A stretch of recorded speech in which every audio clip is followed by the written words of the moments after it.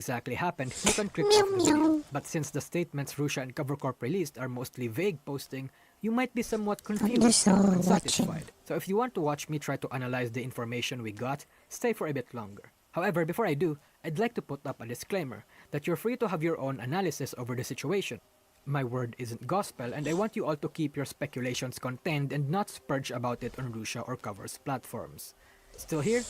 Good, because I'm going full schizo. Most of my thoughts are going to be mainly surrounding those two conflicting statements, because while at first it may seem like CoverCorp is debunking or rejecting Russia's statement, when I look at it closer, it just seems like it's them agreeing to disagree. Let's talk about Russia's statement for a moment. Now, everything here is fine and dandy, but it gets rough when we look at the part where she said that CoverCorp made a blatant mistake. Because what Russia says here is that she didn't really make the kind of mistakes that CoverCorp described on their initial statement, that she only leaked their DMs between her and her manager, basically saying that CoverCorp exaggerated it, which I agree to a certain extent. However, when we look at CoverCorp's initial statement, they said that Russia leaked information for quite some time, meaning that they did not terminate Russia for leaking this one DM with her manager, but for a lot of things too. And you have to realize, while Russia mentioned what she shared with third parties at the time of the drama, she did not mention what else she shared with third parties in other times. She did not mention a lot of things, like how she said that she was bullied by other senpais. She didn't even comment on the part where she ignored and shot on her manager while the drama took place. And lastly, she did not deny that she breached the NDA.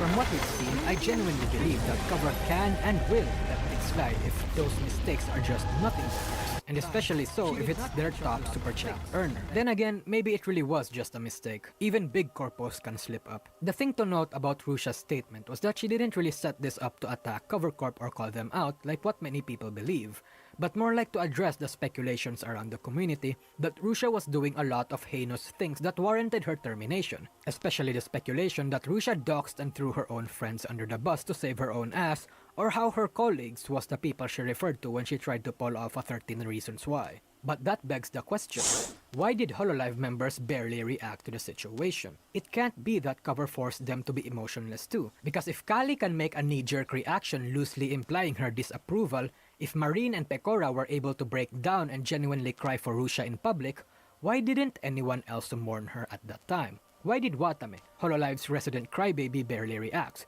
Why did Fubuki, one of the biggest pillars in Hololive, barely react? Why did everyone give Russia the cold shoulder until a few weeks after the drama died down? Obviously, I don't believe the whole everyone hated Russia rats on 4chan. You can't just fake 2 years worth of memories and moments you make with your genmates and colleagues. So this is what baffles me. Obviously, I have my own speculations about why that happened, but I'd rather keep it to myself so I don't breed rats. It's good that Russia was able to finally speak out and share her side of the story, and I do think it's a good piece on her end, but her statement doesn't exactly cover everything that happened and is somewhat vague, and I think that's by design. So to me, this just seems like them agreeing to disagree, because while CoverCorp might have allowed Russia to post that statement, it doesn't necessarily mean that they agree or is happy with it. Basically, Russia claims that Cover made a mistake, fans see that, and the fact that Cover allowed her to post that statement. Fans then speculate that Cover is being apologetic. Cover then addresses that speculation saying nope, they're not being apologetic, and then they claim that their statement was not a mistake. And that's that. Again, these are all just my opinions. In any case, the details are really only privy to the people involved in the situation, and the insiders that worked on it. We will never know what NDA Russia breached, because that would require one to have seen the contract that CoverCorp makes, or would require all sorts of mental gymnastics to try and figure out. And even if you do that, you'll probably still be wrong. However, I don't think that's really important at this point. Like I said, nobody gives a shit about who's in the right or who's in the wrong anymore. They're just glad that Nik and Cover are on good terms and that they're still working together to reach a positive conclusion, and that she won't be unpersoned. From what we've seen, she won't be blacklisted, and the other talents can say her name as they please. Really, the only people that still care as passionately is Russia's most passionate fans, shit-stirrers, and antis. Everyone else just wants to move on, including myself. But with this video up and out there, I can finally breathe a little deeper knowing that the story of Russia's termination has come to its conclusion. However, the story of the woman behind her just turned a new chapter, and we'll be there to watch it unfold. Hey everyone, thanks for watching the video. I'd like to reiterate that this isn't to respark the drama. Same as all my full story videos, it's just here to document. Oh wow. Oh, he or she is still doing it. Wow, I thought they'd like freaking quit by now.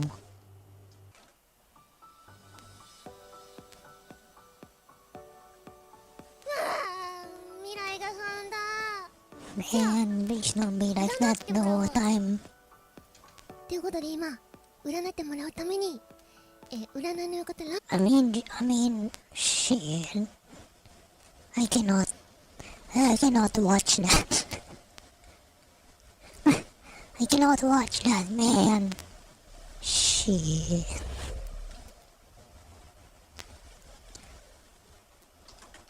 Yeah, good morning.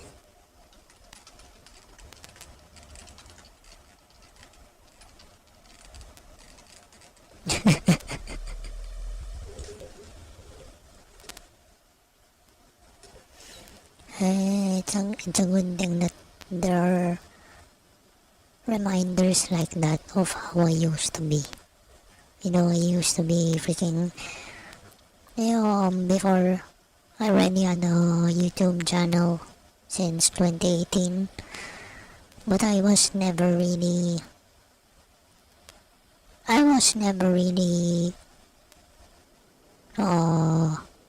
noisy in it.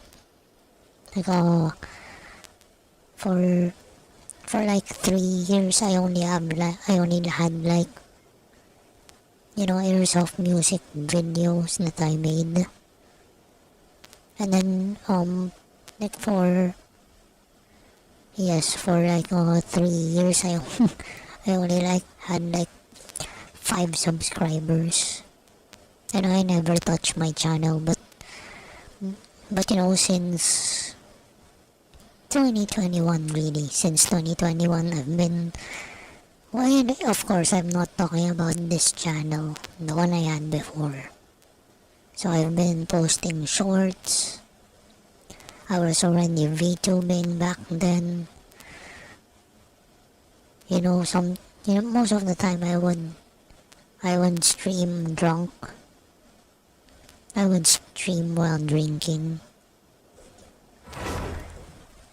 So you can never really hear anything serious from me for, a couple of years.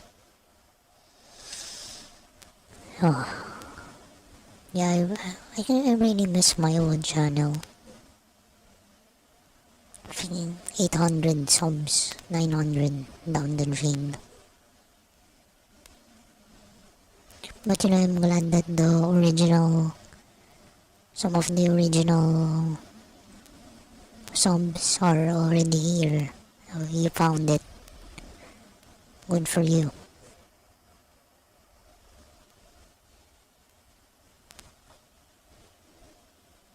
Anyway, after the stream, I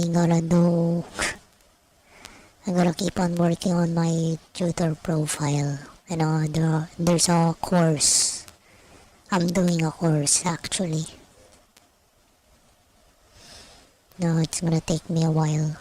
But I still have like 50 days to complete my profile and to finish the course. So a freaking legit company, yo. And I'm very grateful. And I cannot really share too much about it. I don't wanna get rushing. No, I'm just giving myself that timeline.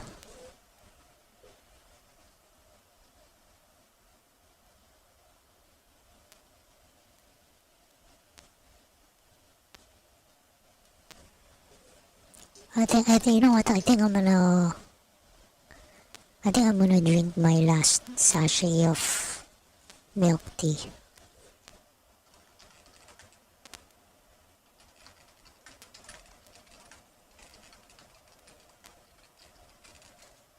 Hold on.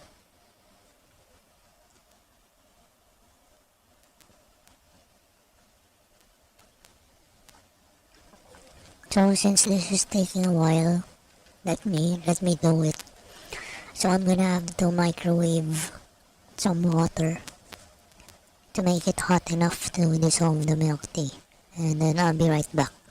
Hold on.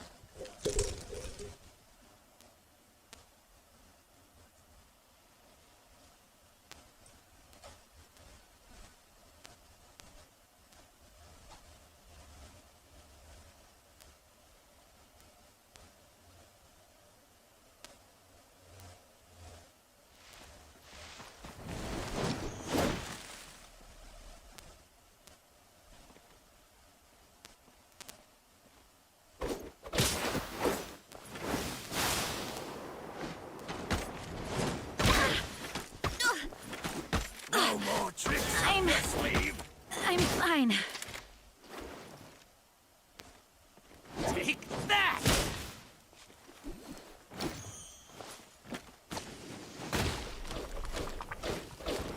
Not everyone has their limits. Where do you think you're going? Try to keep up. That!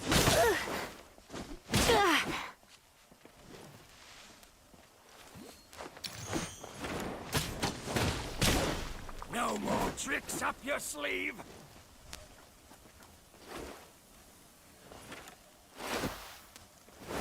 Oh, looks like I got carried away. Help! My dinner is attacking me!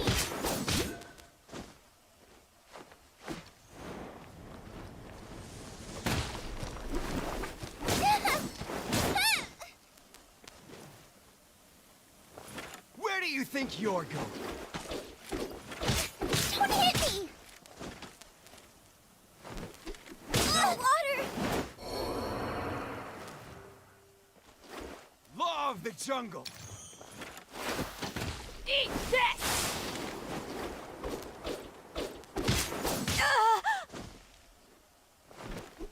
You ain't messing around!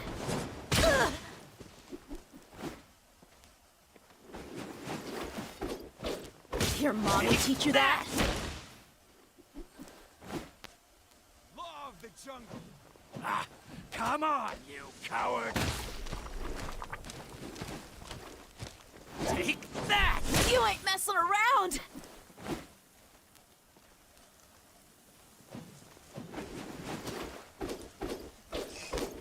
Yeah, yo. That.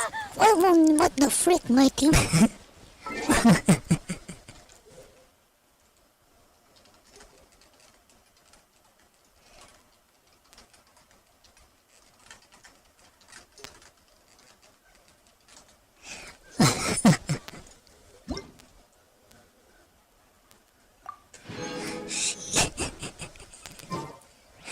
Oh.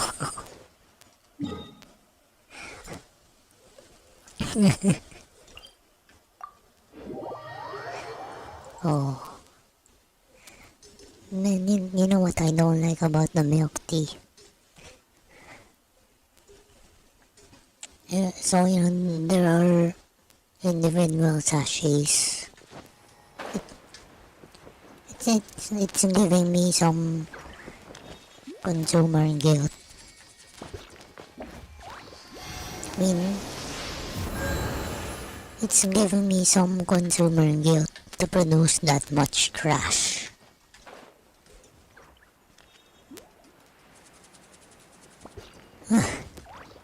Gotta be concerned for the environment.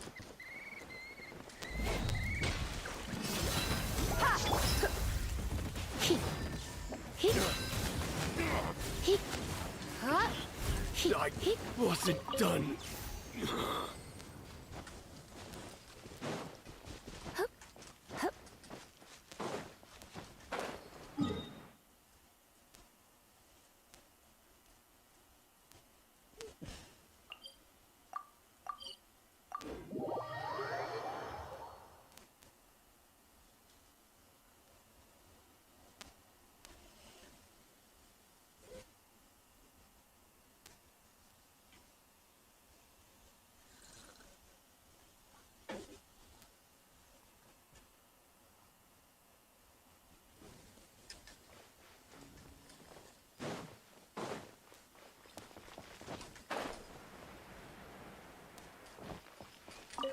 bad at. I'm button mashing for no reason.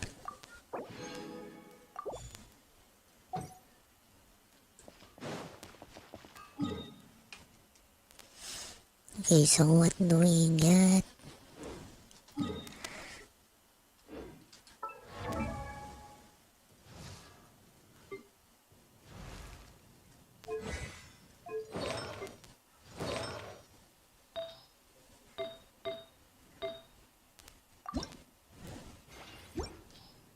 Oh, 5-star item for this.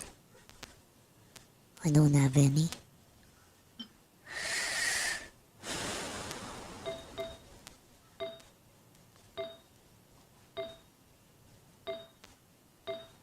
Doesn't have to be Gladiators finale. 34.8.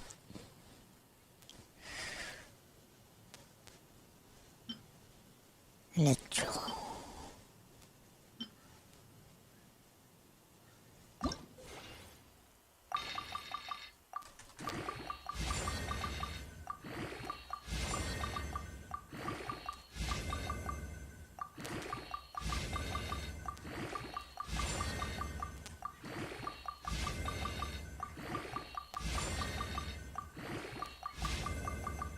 Hell yeah.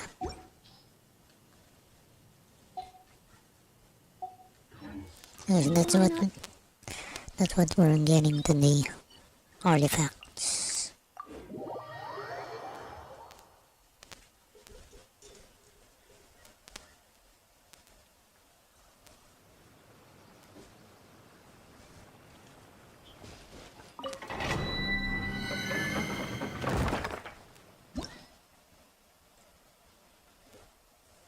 And you know,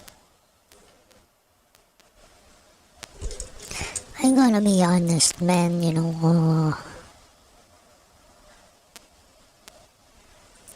I didn't really look for help. I know that you have only known me last year. So I was way worse. I was way worse, man.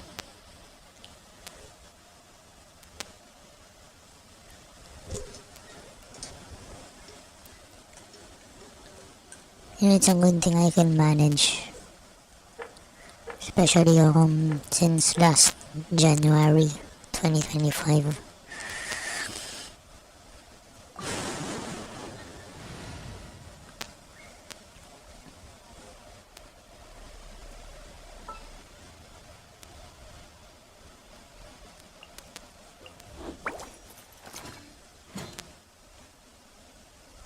And I don't wanna go back to how I was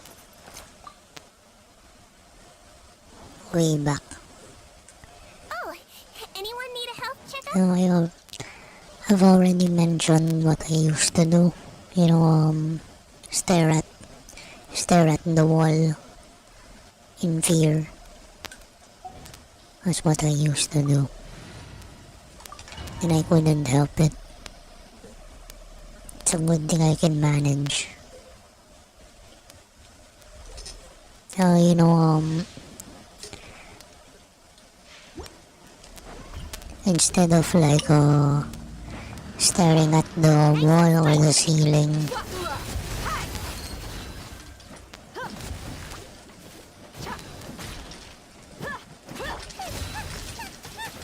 being scared all the time.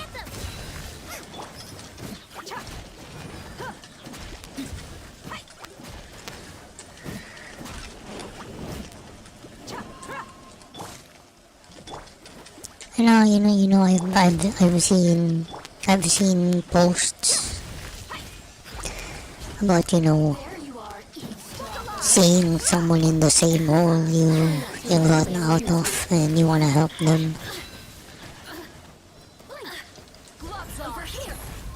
But you know, you can't really help anyone but yourself. You're gonna wanna have to do it.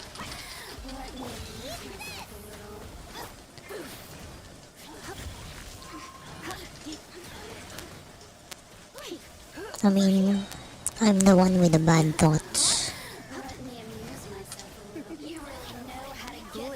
No matter what good happens around me, if I'm gonna stay negative, then there's nothing anyone else can do.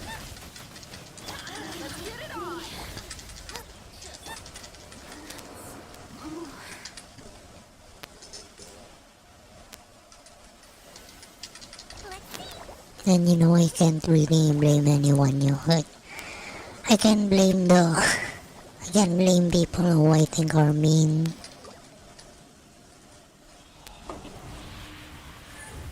I can't blame the system. I can't blame the culture for how I react, for the way I react to them. I can only blame myself.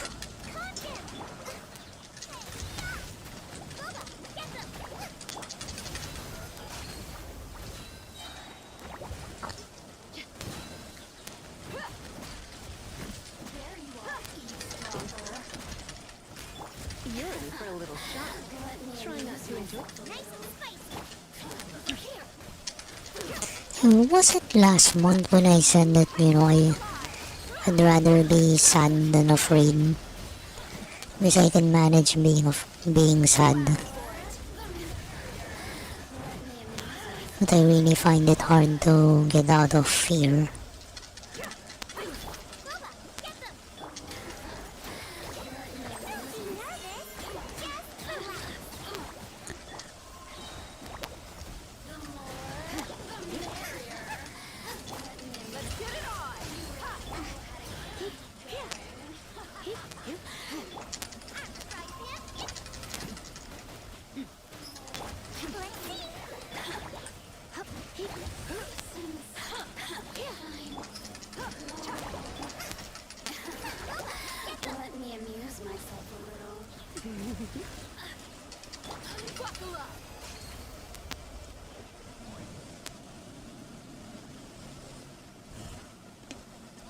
Man, you know what? I think I really gotta get some exercise.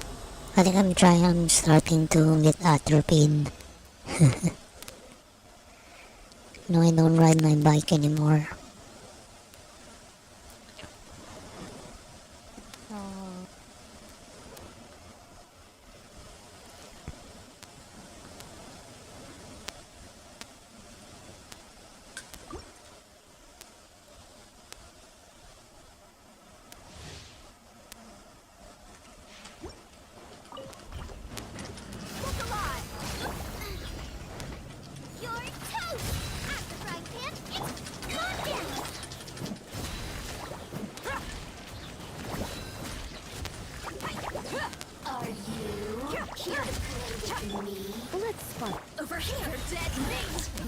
Kawian. Meow meow meow meow meow meow meow meow meow meow meow.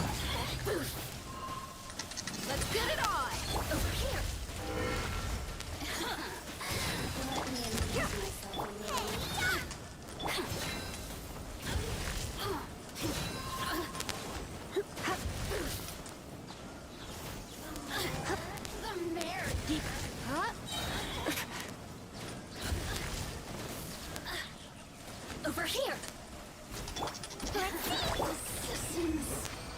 Shine.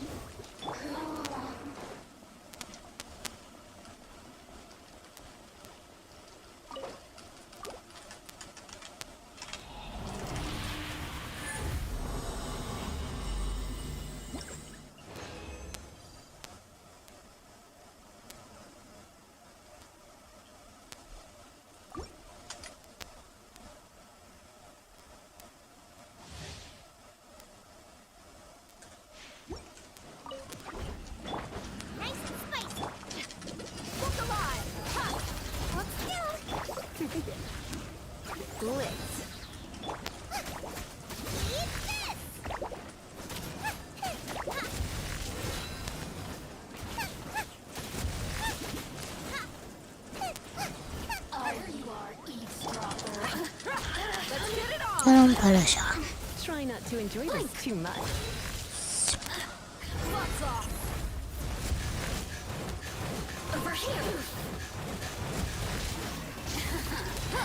Let me amuse myself a little. You're in for a little shock. Blink.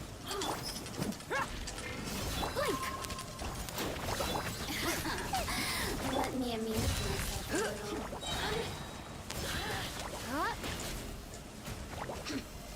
Boba, get them! Blink. Hup. Yep. Scarier. Hup. Yep. Hup. Let me amuse myself a little. Yep. Come a little closer. Blitz.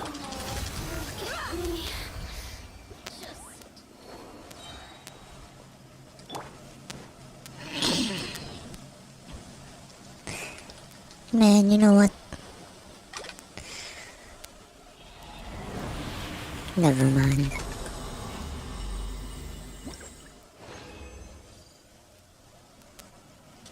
Yeah, I think I'm gonna chill outside later after the stream.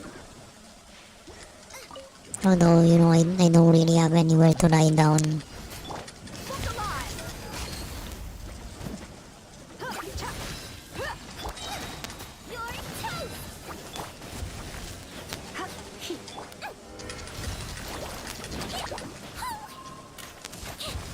Are you here to play with me?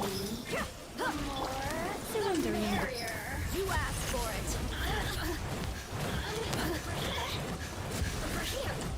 Blink. Let's get it on.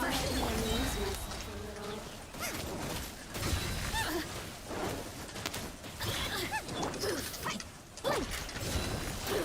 He might feel a little bit. Let me amuse myself.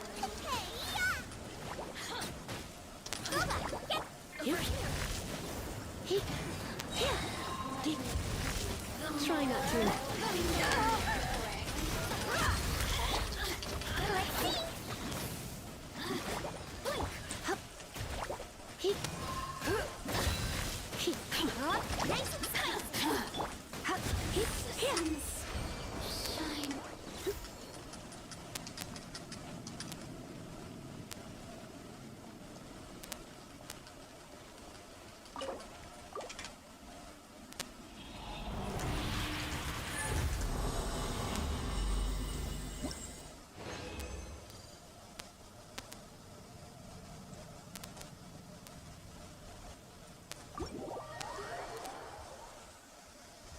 Yo, what up?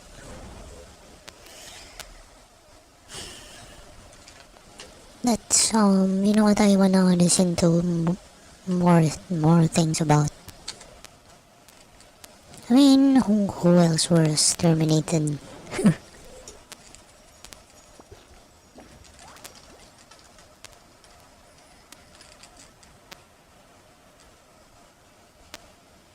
I mean, who else was terminated?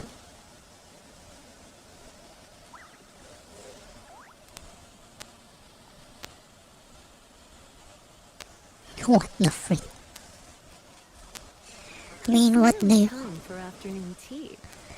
I don't wanna know. That's really not my business.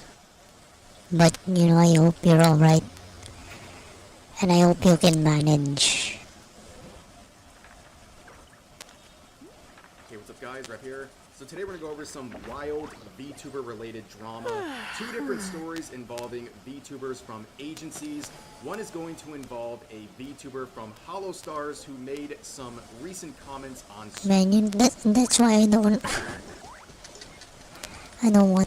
wanna get into other people's drama. Even VTubers.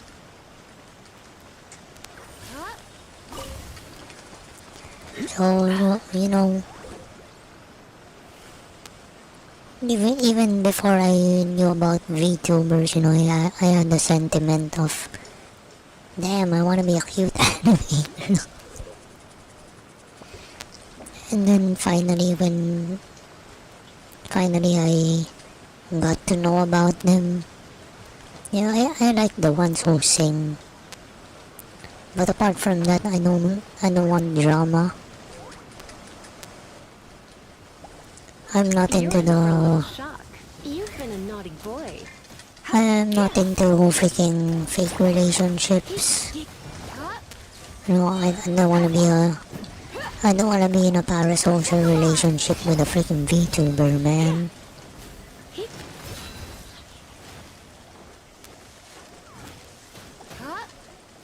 And I don't even want real relationships with other people in real life, man. I feel like there are just so many party poopers. You know? That's why I like to keep to myself, so that no one can ruin my fun.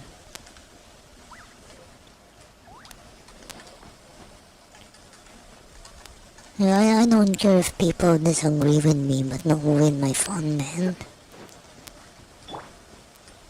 Well, of course, I'm not brave enough to tell people to F off.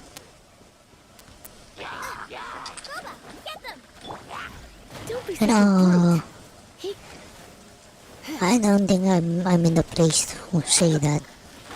It's not my place to say that.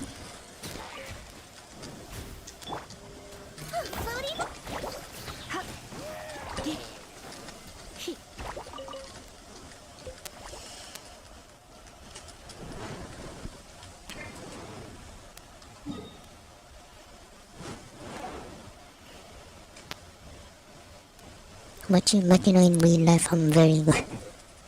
I'm very good at shutting up in real life.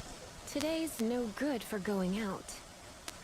No, Did I say that yesterday as well? people who know me in real life can attest to that. Like I never talk. Even if it's obvious that I'm annoyed, I never talk. It means I don't know who is reasonable and who is not.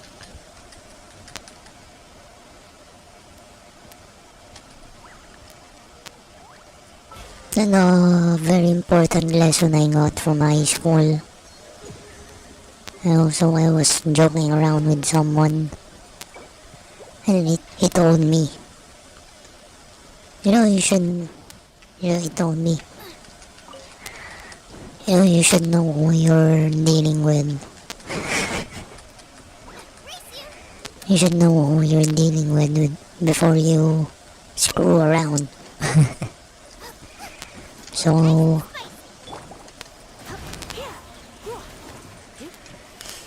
yeah, I knew he was a reasonable person, so I didn't really get scared of him. But yeah, I got humbled, and that stuck to me.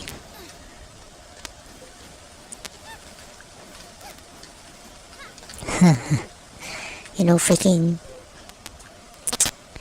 I know I'm exaggerating, but you know, you never know if you're talking to a freaking mob boss.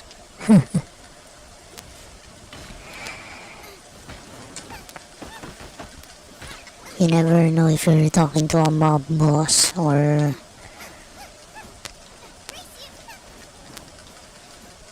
someone with dirty connections.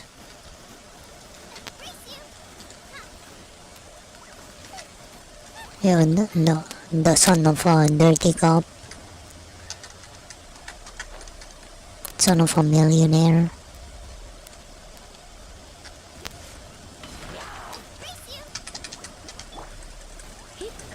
Yeah, that stuck to me. You know, I'm surprised by the sheer number of people who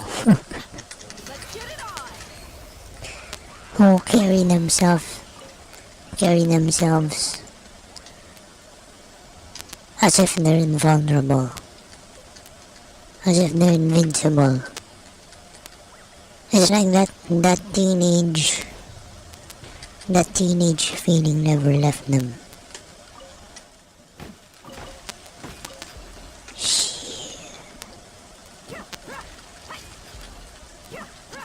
I don't know if they're just brave, fearless, or oblivious. Hey, you know what? I don't care. So, I'd like to share another toxic trait of mine, you know. Sometimes when I let it slip, you know, when I don't really speak my mind, when I pretend to be okay with someone stepping on me. You know, sometimes it's because, you know, I want them to F around some more and find out. Or maybe step on the wrong person and then I'm gonna see what happens.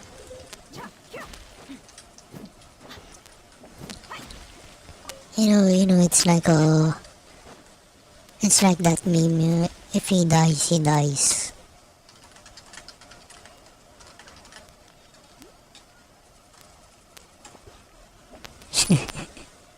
It's a toxic trait of mine, man. And what else?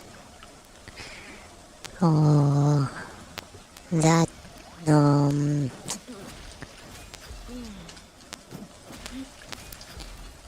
I'm relating it to the trend right now, you know, double it and give it to the next person. Maybe the next person can knock some sense into him. See, see, see, I'm not a very good person. Because I have no thoughts.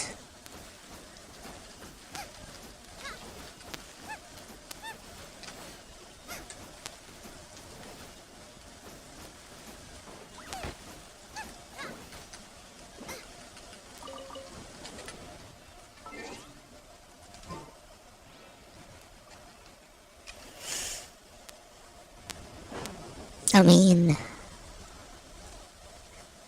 yeah.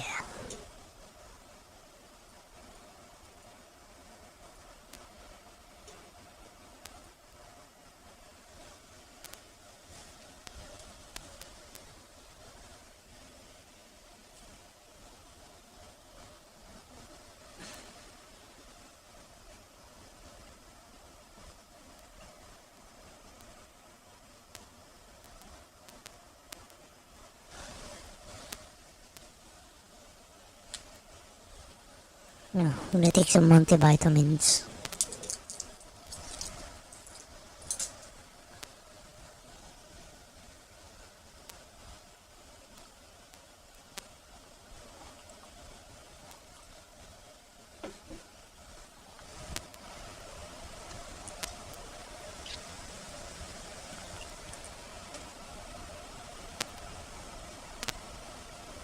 Oh yeah,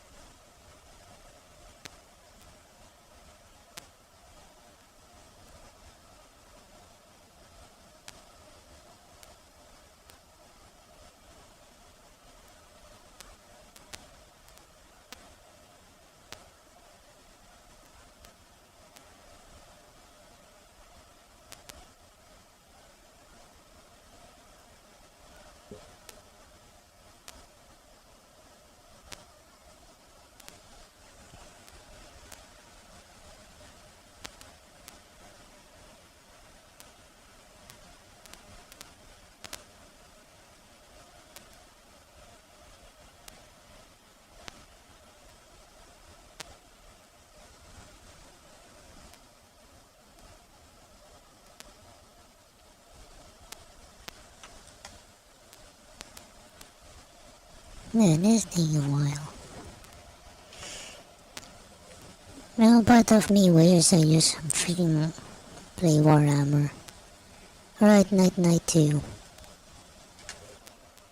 Yeah, thanks for dropping by.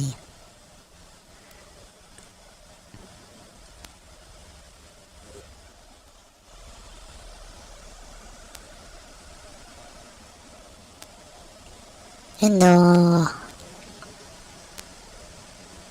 okay, what do I wanna talk about? Yes, I still feel sad at times, but like I said, I'd rather feel sad than afraid. I've been living in fear for my whole life. I don't even know why. And I'm always scared. Scared that I might not make it, might not get a job. Bad things might happen. I don't know, maybe. Of course, I don't want to blame my upbringing. Like I said, I cannot blame anyone, I can only blame myself. No. That's how I respond to things. That's my fault.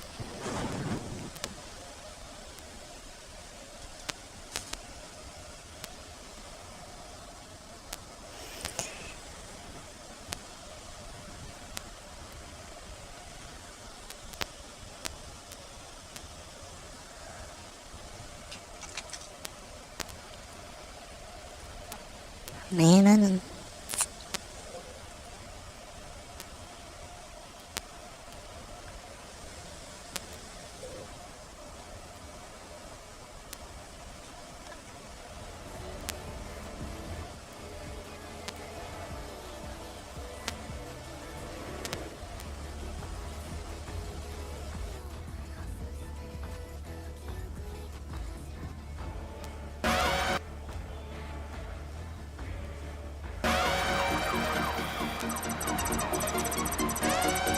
Oh shit, it's Minority Report.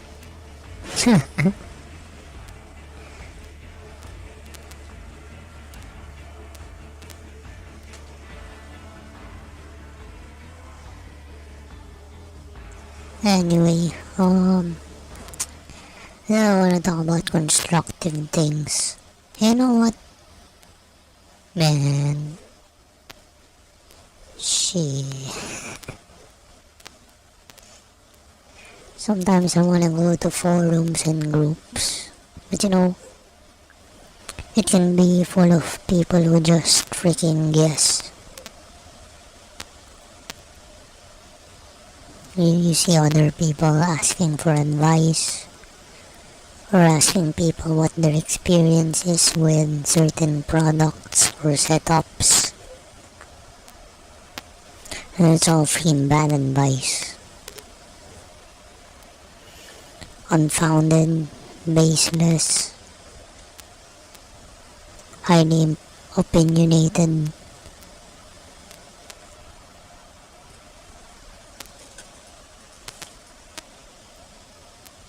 I remember before, one time I got humbled.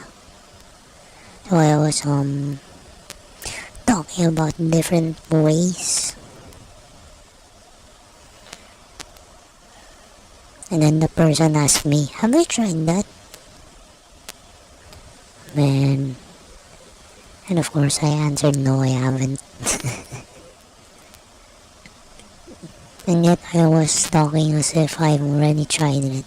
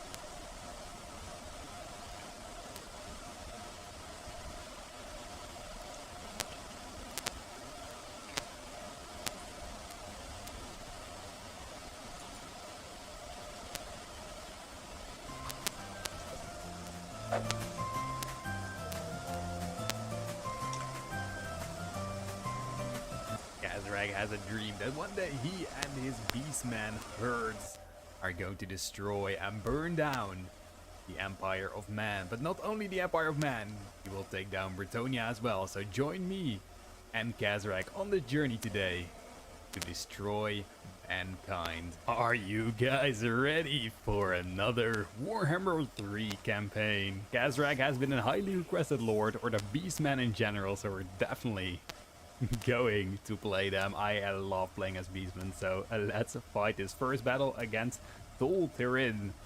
Weak looking army and an ambush. Let's do this. We are immediately going to set the tone for this entire campaign. Wood elves going down. I mean, they're just a nuisance. Going to be so lovely to play this campaign. I'm actually excited. And already wood elves falling everywhere. Let me know what when I watch other people with better PCs, man, and their settings are higher. The resolution is higher. The frame rate as well, smoother. Now they can be fun, but overall I think it's not the best flushed out faction. Immediately we starting to pull ahead and are going to kill everyone. Such an incredible easy victory there. And we're going with Bestial Rage increase. Kill the captives. Only 13 units here. I feel like we can take them down, especially with our nice Razor Gore chariot. Let's do this. A semi-siege battle here. We're immediately going to run on in. Try to kill most of the archers with our Razor Gore chariots. Don't think they will come out of this alive, but we still need to be a little careful. So watch our movement. You can already see we're running into spears. That is not what we want. Let's get out of there. Let's have Kazrak fighting them. I was actually hunting for the Glade Lord. Not going to happen, but we can get a nice flank of here. And we also have our Minotaurs coming in. They will essentially just rip them apart. And that's of course what we want to see. I love to see Minotaurs charging into Way Watchers. I love Minotaurs so much. I was thinking about doing a campaign with only them, but it has been done before, so That's what I'm doing. But you know, I have heroes, I have Minotaurs, and then I also have chariots. And I think at least one Manticore.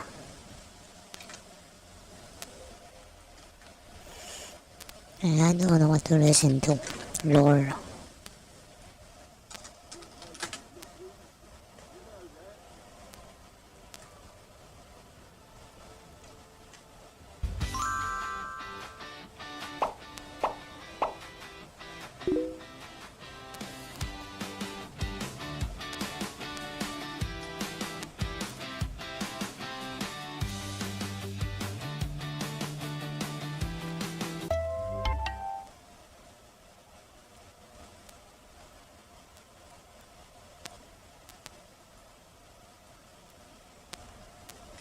When our electricity bills started climbing. Yeah, I already maxed out both kinds of I knew we needed to shotgun. manage our energy better. Both That's when I started classes. looking into solar.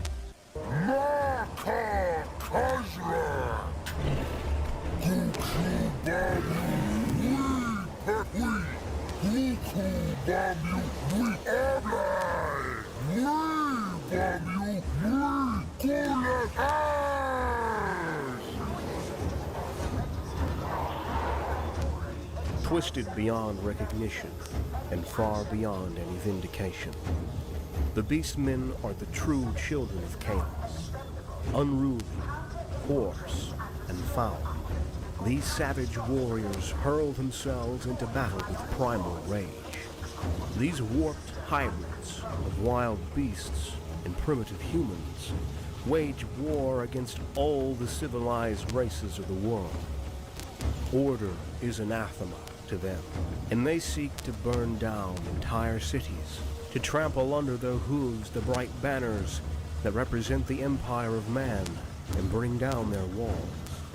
The children of chaos, or else known as the Cloven Ones, are present in almost all places of the world, hiding under the shadows and always stalking their prey.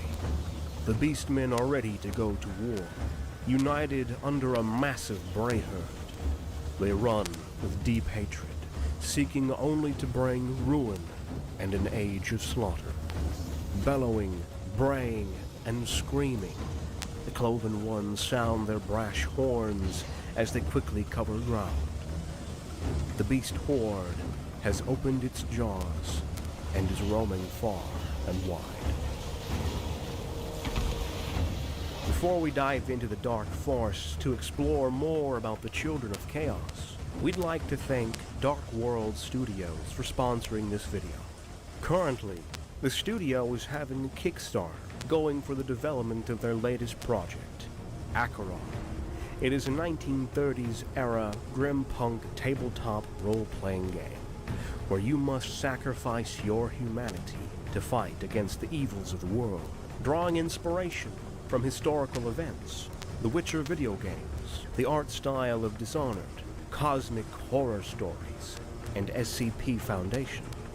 Acheron features dynamic gameplay, aimed to offer a deep narrative experience with an equal focus on roleplay and deadly combat, character-defining merits and flaws, a dynamic sanity system, and consequences to deal with, all with unique races and settings to game on.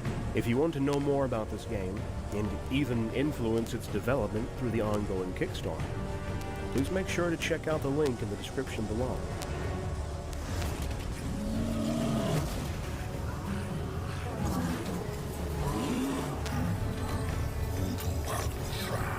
The frick?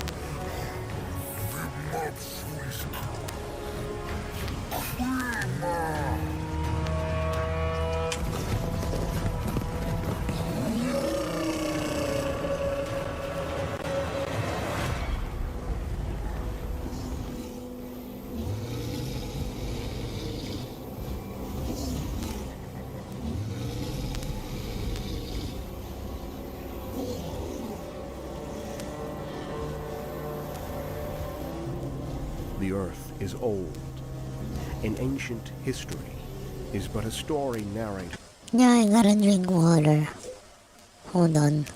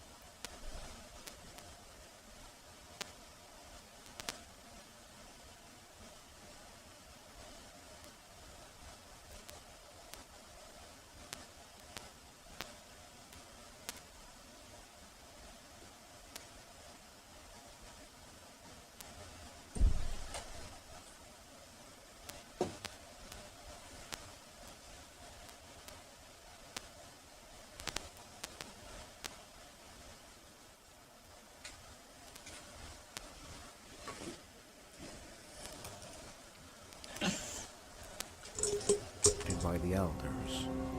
The collective memory of the inhabitants of this tainted world is marked with the distant dreams and legends of the old ones. Wise and evolved beings with powers beyond any comprehension. Legends speak of their travels in the ancient times from above the sky and beyond the stars. Their great plan for this world remained unknown. But it was they who created the astral gates at the poles of the earth. The old ones shaped life. The ice melted, mountains shifted, and new races came to being, while the unwanted forms of life had vanished forever. What the frick? Damn So much temptation, you know. I told the dentist I told the dentist I should stop eating gummy candy. You guys know gummy candy is like my favorite candy. Frick. Damn, why do you gotta do this to me? Then one day, all was changed when the mysterious gates collapsed onto themselves, creating a blast of energy that tore rifts from the heart of the world to the realms far beyond. This pivotal event is known as the Great Catastrophe. And through those shattered gates, the chaos winds first blew into the world. Meteors rained, the ground bled, and mysterious warp stones. You know, I really love the images that look like paintings. I love them more than the photorealistic stuff. Dust covered the air. Many creatures suddenly began twisting and mutating with the sudden flow of that new magic. The thunderous and incomprehensible energies of the raw powers of chaos were unbounded, and once the doom fell upon the world, the old ones vanished into the unknown, leaving the creatures of the world behind and in the claws of a despicable fate. In the darkness and the instability that brought the unleashed chaos powers, the primitive humans of the world and the beasts of the forests blended in unnatural ways. Into the eerie woods a warped progeny was born, the beastmen, howling as wild beasts, Meow, full of meow. the intelligence of a primitive man. And from those woods their roots grew. In the times of old, they were to rule the lands.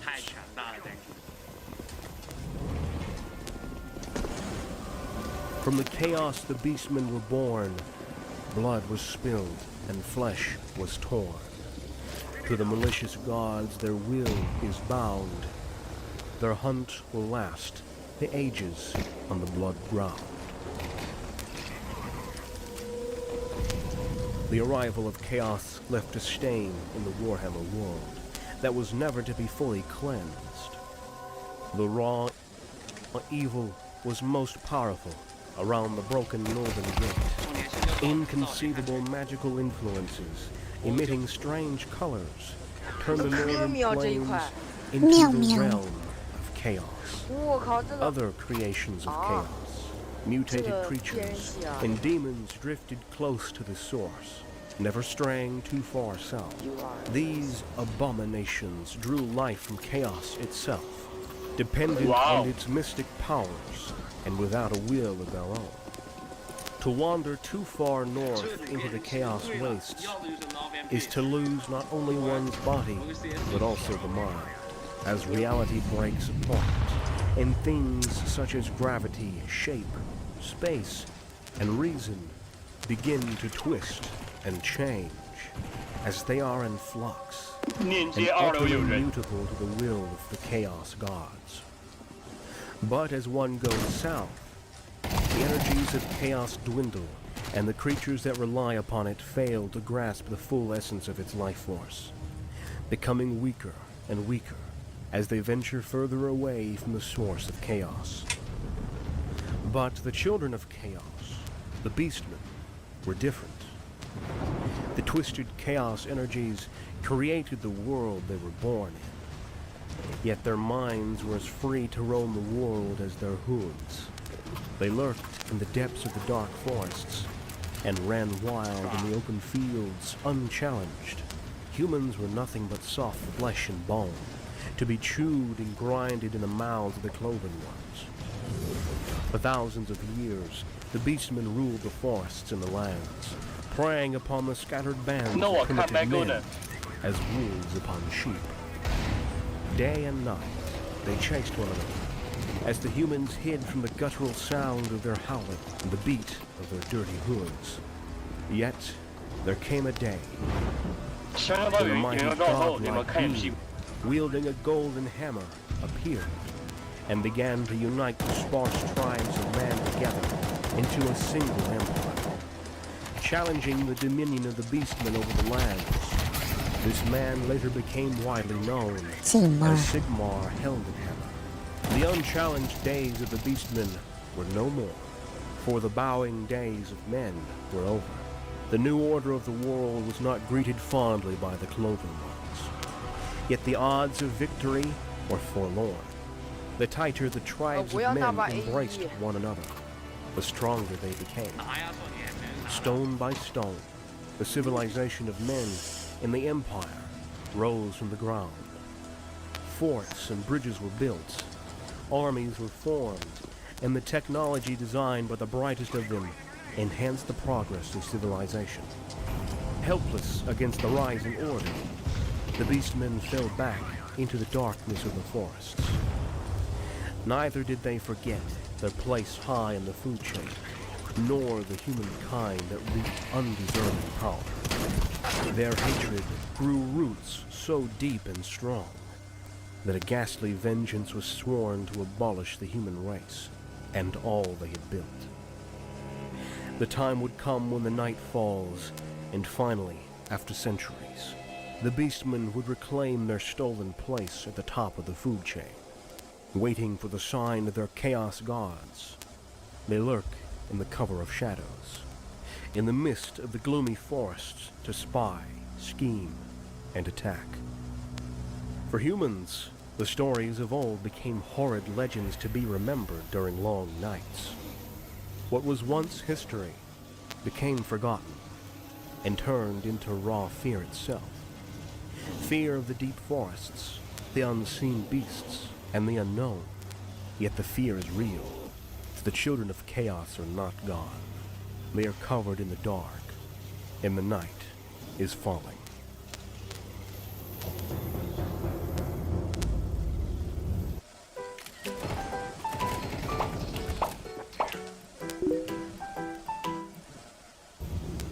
The twisted existence of the beastmen is distant from any life form created by the natural flow of things. The most common breeds carry a goat or a bull head above their abominable bodies. The horns grow from the hard rock. The muscled cattle legs carry a man-like upper body as their cloven hooves trample the ground. The rough hair coating their filthy bodies is covered with dried up blood, feces, and vomit that emits a vile scent. The soul-naked body of a beastman is a brutal weapon on its own. In the mind of the beast, anything that resembles order, creation, and civilization is to be wrecked, chewed, and spitted out. With every beat of his tainted heart, his blood boils with rage, and the beast is ecstatic to tear and ravage. The beast's wicked heart holds no honor, decency, or kindness. They don't kill for their survival. They do it mostly for pleasure, revenge, and hatred. Their free-willed actions of resentment and loathing align with the will of time and serve a grim purpose. The beastmen are easy to infuriate, and even with kinship, the lust for a fight is never satiated. Many of their violent bickering ends up with someone gutted and ripped open, subsequently becoming a rather tasteless meal for the others. In the barbaric world of these children of chaos, life is short and grim. Even the dark gods they worship seem to favor them the least. Only a few beastmen are gifted with magical capabilities or other intricate privileges. However, sometimes the deed of a beast is so horrible and destructive that the eyes of the chaos gods turn and see a reward fitting. Such extremely violent acts earn the creature a physical advantage to make him even more deadly and rake him higher in his tribe. Curses upon their most savage beasts are accepted gladly as kingly gifts by the fellow beastmen who look up to the mutated gifts and deformities in admiration. Such dreadful features can take any horrid form, From claws as sharp as blades, skin that sweats poison, and horn-like blades sprouting from the beast's chest, to unnatural and extravagant horns that define their place within the war herd. Anyway, I haven't played World of Tanks in a while, so I'm gonna play it later. Various breeds of beastmen live together in clans called war herds, which range from a few dozen beasts to thousands of them. The rules of survival are barbaric and savage within such gatherings. The hierarchy is established with fang and fist, and it is solely the most vicious who find a place to thrive. One is quick to find their own place within such barbaric war herds. The strongest, the most brutal of beasts within the herd moves to be the apex predator, the chieftain or war gore of the pack. They care not how their underlings are fed, or how disputes are settled. The only thing any war gore concerns himself with is battle. His banner is a totem adorned by the bloody pelts of his enemies and failed challengers. It is the manifestation of his place as the leader and a warning to others yearning to climb the ladder. Yet his supremacy is nothing but abiding, as it is certain that the day will come when his own hide will be flayed by a stronger beast, to be hung on the new chieftain's totem. Within the superstitious society, if it can even be called that, the beasts believe in gaining the valor of the strong by feeding on flesh. When a chieftain falls dead in battle, a feast is held by his followers. The highest-ranking beastmen of the war herd devour the rest of the once mighty war gore. But the heart of the fallen is only for the new chieftain to gorge. Stillness and calm do not exist within the war herds. Yet the madness especially reaches a climax when the chaos moon of Moorsline is full upon the sky. Under the morose green light, the gore and impurity are so extreme, as if the earth is ripped open and hell itself is loose. As Bray shamans chant, and nightmarish howls can be heard all across the forests, much blood is shed, and new twisted progeny is spawned during such unholy nights. Beastmen bands are not of stagnant nature. They move around the dark corners and spread to the furthest ends of the world, from the hills of the Middle Mountains to the forest of Black Deeps. The ancient maze-like paths they follow in the deep heart of the thick green lead them to their temporary camping grounds. Different herds clash regularly to occupy the most ideal places of the vast forests, which offer the best shelter where the undergrowth doesn't reap a beam of sunlight. Thanks.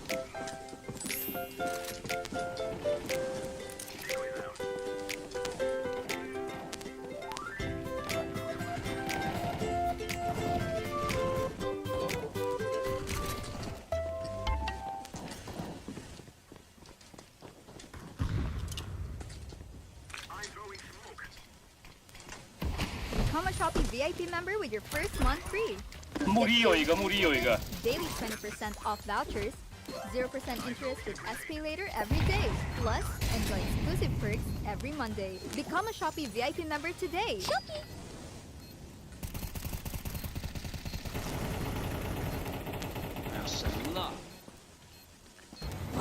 Such struggles are common, as the chieftains of two war herds need no convoluted argument to start bashing their horns until one falls dead.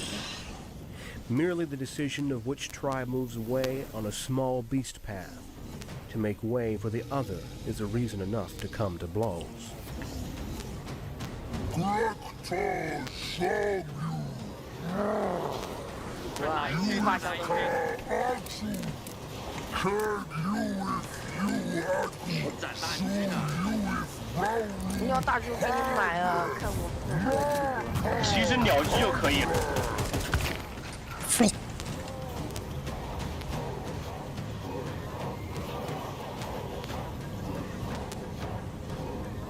beastmen set up their camps close to ancient standing stones, called the herd stones.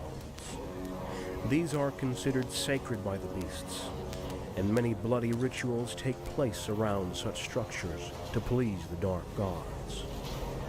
Herdstones grow out of ancient meteors that once gave rise to the beastman breeds and are hidden in the darkest, most overgrown parts of the woods, where strange magical energies flow heavily.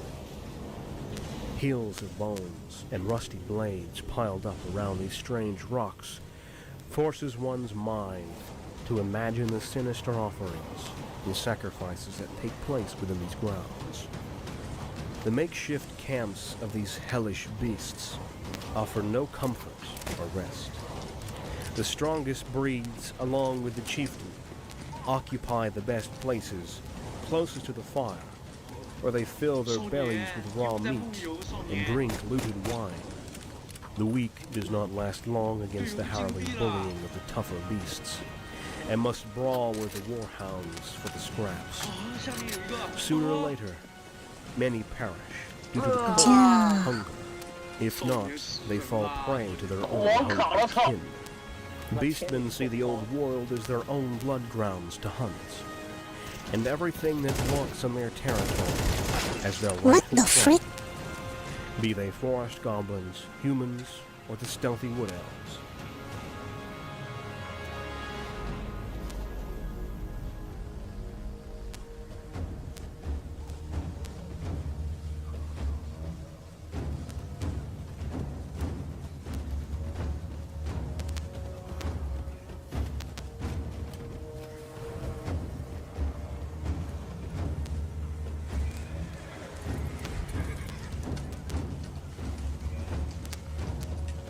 Makes me wanna play, but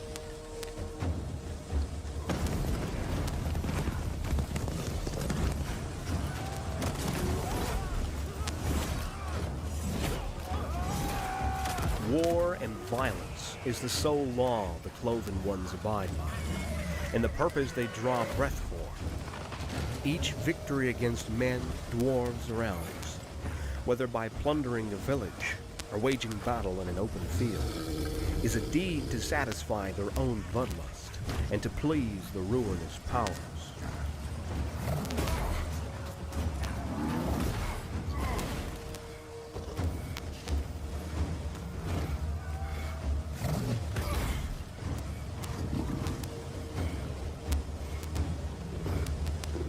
Isolated bands of beastmen attack the human encampments and even settlements regularly. But to bring catastrophe and terror to organized armies, they come together in gatherings of enormous and terrifying magnitude.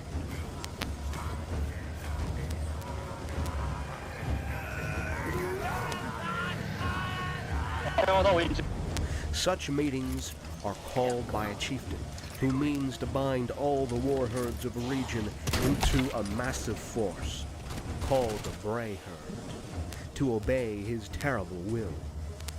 The chieftain almost always waits until his Bray shaman advises him of the right time to call out the war herds. It takes a foolish chieftain to dismiss the counsel of a Bray shaman, for he is the bridge between the tribe and the ruinous powers, the cursed mouth through which the dark gods speak their wills. Once the chieftain believes he has the blessings of chaos, a lurid ritual takes place for which a giant pyre is built.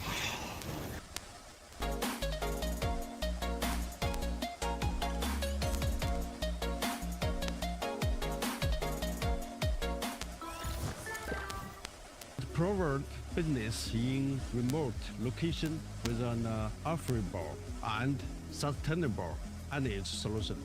We chose Huawei Solar Solution because it's a trusted global brand known for quality that offers end-to-end support. Everything from design to installation and ongoing service. Another huge factor is that Huawei is the only brand capable what up, yo? Hello. Thanks for dropping by. of providing providing safe and reliable solutions for even remote areas like ours, which is key for ensuring sustainability here at Sunlight Freaking Ecotourism. Bray shamans feed the fire with plants grown in the sour earth of the magical forest, and the burning flames rise to the skies. Fumes move through the winding paths of the forest and fire up the frenzy and the bloodthirst within the hearts of all the beastmen around. As the menacing cries and growls echo in the forest, the war herds are all drawn to the collar of war. When the frantic crowd gathers at the Bray side, the calling chieftain is yet to prove his right to lead the Brayhood and earn the ruling of the gathered host. Other chieftains who desire the same dominance challenge him one by one in a ruthless duel until only one of them remains. The victor rips the still beating heart of his challenger out, whilst the beasts all cheer around them.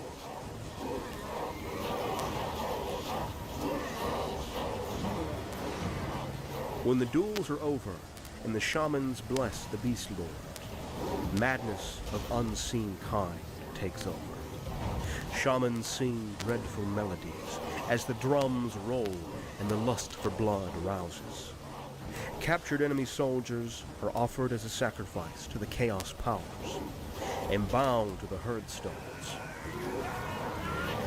Screams of excruciating pain blend with the wild roars of the beastmen until dawn breaks. That is the time for the horde to march ahead. War is a calamity of the worst kind, as it is. Yet, facing a horde of beastmen is very much alike confronting primal fear itself. Standing one's ground against a full Bray herd in frenzy is a testament of courage of the rarest kind. A Bray herd is formed by all kinds of beastmen that seem to have crawled out of hellfires through the cracks on Earth. Even without the sight of the massive herd, the horrid symphony of screeching, war cries, and the dire sounds of war horns penetrate the ears. As the ground quivers with the discordant trampling of 1,000 hooves, the blood-dripping banners made of flayed skin are spotted from afar. As to sow fear into the hearts of the enemies, wicked symbols and colliding skulls are displayed. The proud Beast Lord stands in the front, accompanied by tremendous bestigors, who will not halt until slain. As they hit the enemy head-on, gores and ungores surround and ambush the unexpected sidelines of the enemy army. Along the Bray herd, an army of hulking minotaurs charge ahead. Aroused by the smell of fear and an uncontrollable craving to feed, even the smaller beastmen being trampled under their hooves fail to slow their raging charge.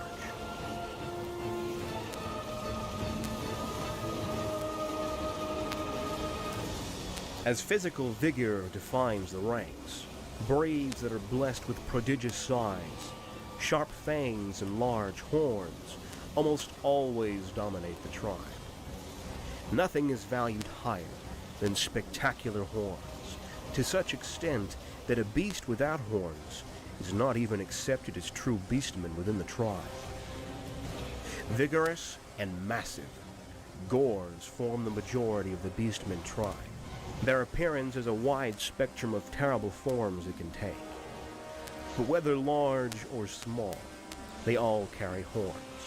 The best of their kin possess glorious horns that are tokens of their supremacy within the herd. Some horns either grow straight like a goat's or curl like a ram. The most inferior of them all are the petty ungor, who lack impressive features of other gores, due to which they endure much suffering. Besides their smaller size and plain spike-like horns, they also resemble humans the most. Ungors know to bow before their higher brethren, and have almost no chance to gain superiority over them. This bitterness feeds fuel to an already violent nature. making them even more ambitious in the battlefields and cruel with the captured enemies. Suffering beyond contempt awaits the captives in the hands of Ungor, as they are given neither mercy nor a quick death. Although never recognized by the rest of the war herd, Ungors fill practical roles such as craftsmanship, if it can be called that, and scouting. As the beastmen lack the patience and skills to craft their own weaponry, they are entirely acquired by robbing corpses and raiding enemy camps. It is the Ungors who fix and adjust such looted material to suit the crooked frames of the beastmen. Many of the Ungor possess fine wilderness skills, which are put to good use during raids and battles. Scouting Ungor raiders move ahead of the marching warherd and inform the chieftain of the enemy ahead. It is the important information they provide that the chieftain uses to plan basic attack strategies, such as encircling the foes and blocking escape routes. When a band of Ungor raiders discovers small settlements under scouting duty, they might decide to plunder it before the warherd catches up. Such quick raids leave townsmen slaughtered or captured, and their houses in flames, under the rule and the will of the beastman chieftain. Some beastmen are privileged to be in the inner circle and rank higher than the rest of the pack. Such status is earned either due to physical superiority or religious importance within the tribe. The Gors, with towering heights and grandiose horns, make up the elite within the warherd, called the Bestigors, and pledge themselves to the Beast Lord. Bestigors are an utterly aggressive bunch, and inflict unthinkable brutalities toward the weaker kind. Their bodies are armored with forcefully fitted plates, made out of spoils of war, and wield the best weapons the warherd can lay hands on. In comparison to the rest of the beastmen, they attack in a sturdy order in the battlefield.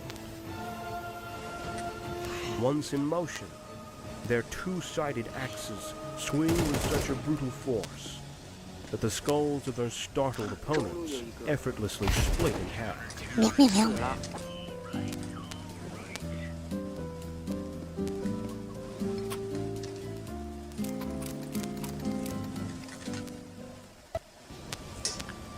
Bray shamans are the exception to the hierarchy established by the sheer strength, as none who fears the gods dare to challenge them.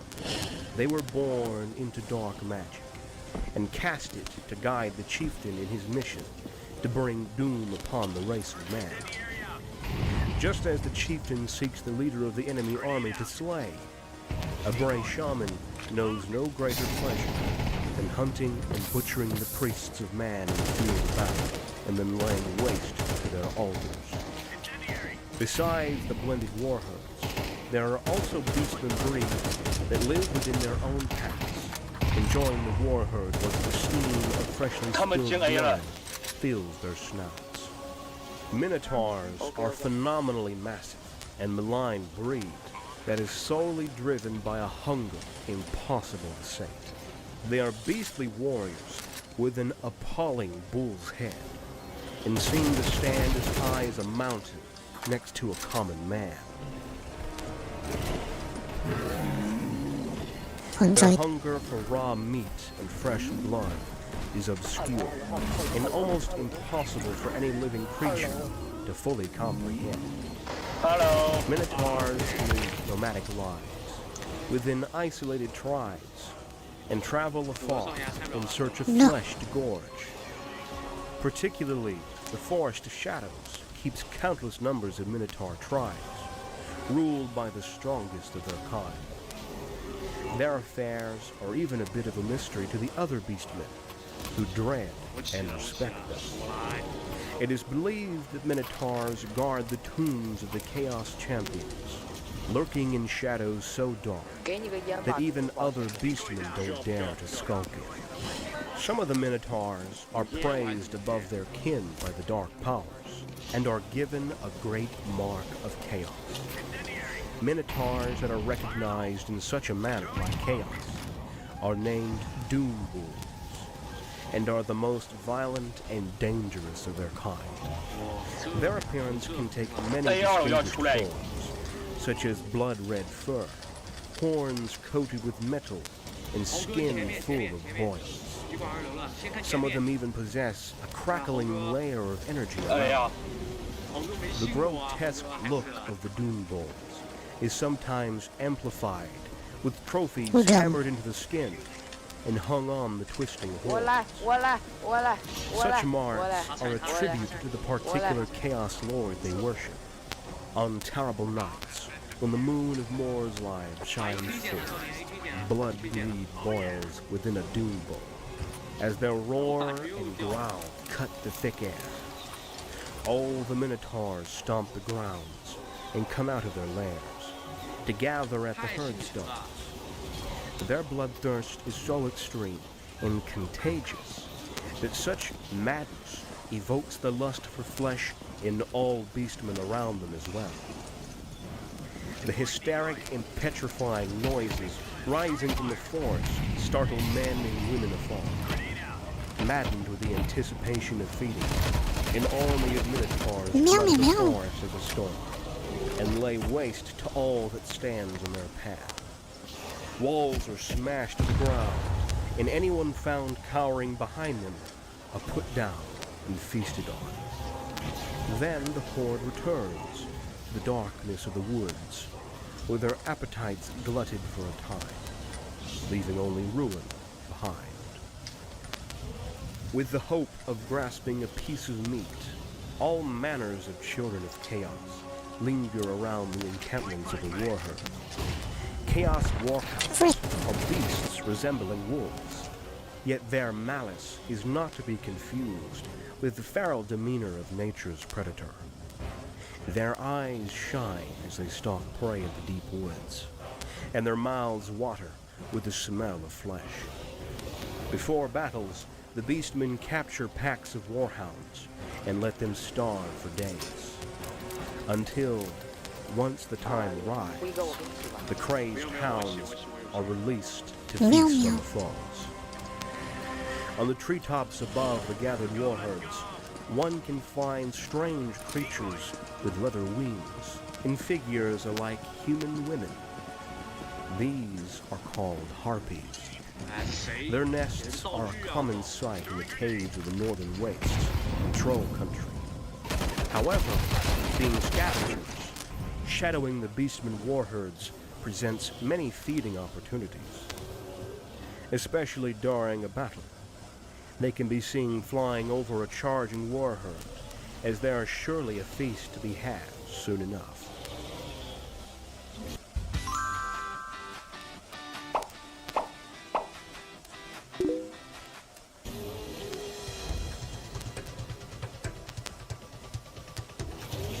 The Beastmen are amongst the most savage of all races in the Warhammer world, and they surely are a unique faction that seeks only to kill and plunder, to show mankind that they are the true predators at the top of the food chain. Many legendary characters have been known to lead entire braid herds into battle, including Khazrak the One-Eye, Malagor the Dark Omen, or Morgur the Shadow Grave. We will explore more about them in future episodes, as each has their own characteristics and unique stories. But for now, we need to leave this wicked forest, as more and more beastmen are coming out of the shadows and getting closer to our scouting party. We hope you have enjoyed this lore presentation. Let us know in the comments what have been your own experiences with the Cloven Ones, and now you have dealt with them in your own adventures and battles. They're in the woods, you know. Always there.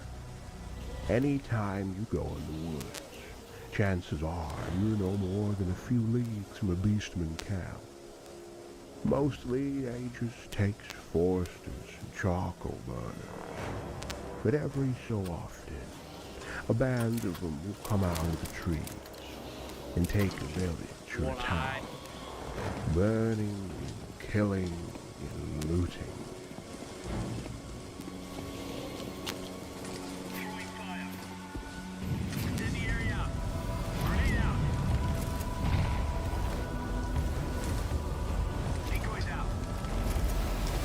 Hello my friends, it's Sawyer here. I hope you enjoyed this latest episode.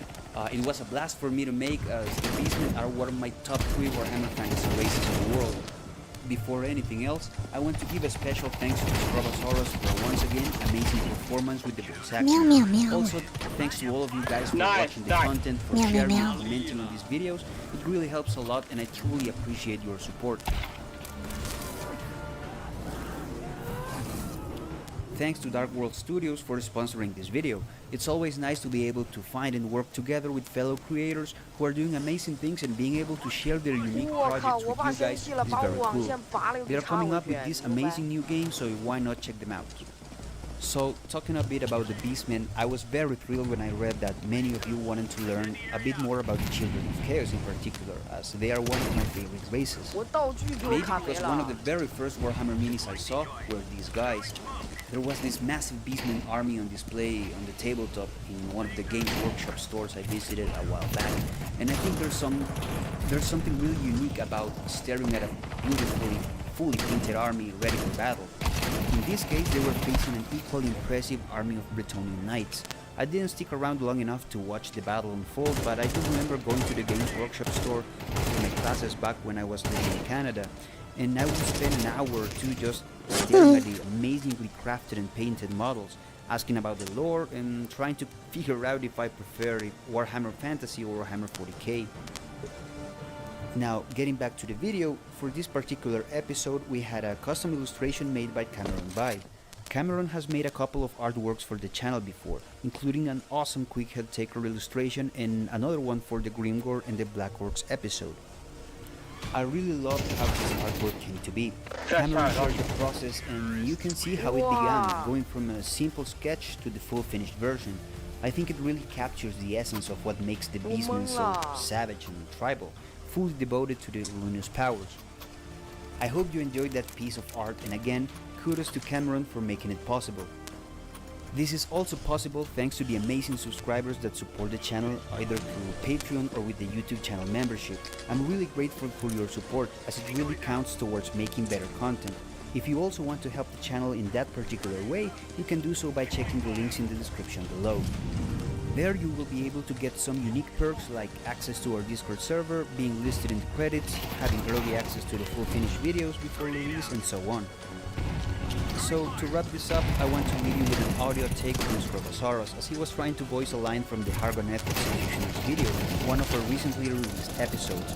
There are some sentences and lines out there that sometimes need a few tries to get them right. I hope you enjoyed this video, my friends, and see you in the next one. Each executioner will refine. Each executioner will refine.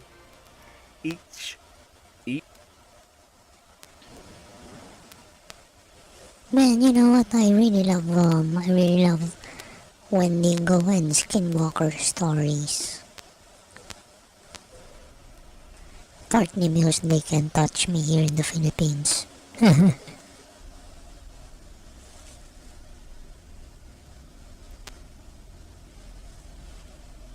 There's something haunting about Appalachia.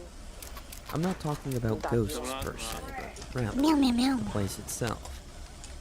It's like living in a faded memory that refuses to die. The hills and trees are witnesses to Meow, a meow, meow. strangeness that's undeniable. Yet they are silent, keeping their secrets.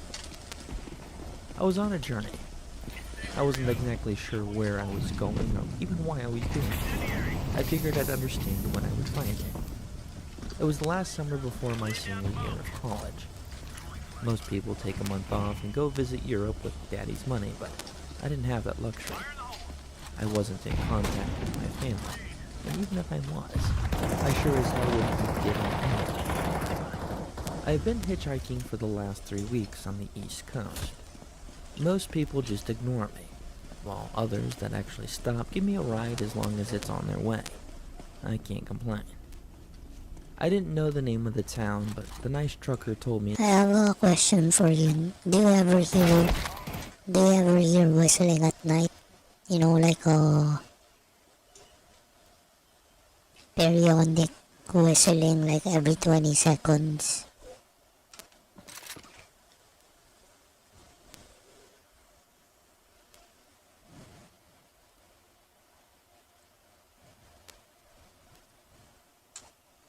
do you call that one?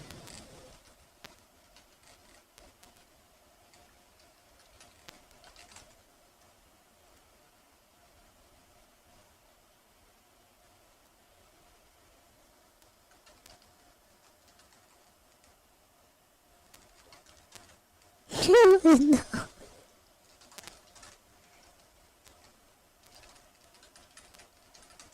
So,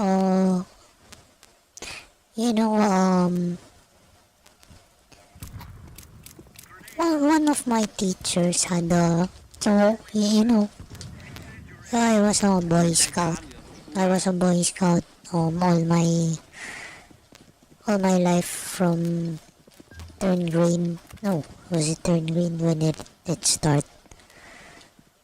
So I chose to be a Boy Scout up until high school, even though it was not required. I mean, not all high school, but I think I was grade 6 when this story happened. So, of course, we were camping and we were staying at a hall. So, when I say hall, it was made of wood. And it was in the middle of nowhere.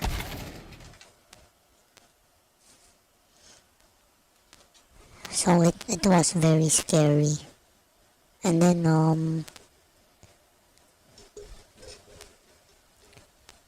so one of our teachers had a story there. Now, if you ever heard whistling at night, and it's actually like a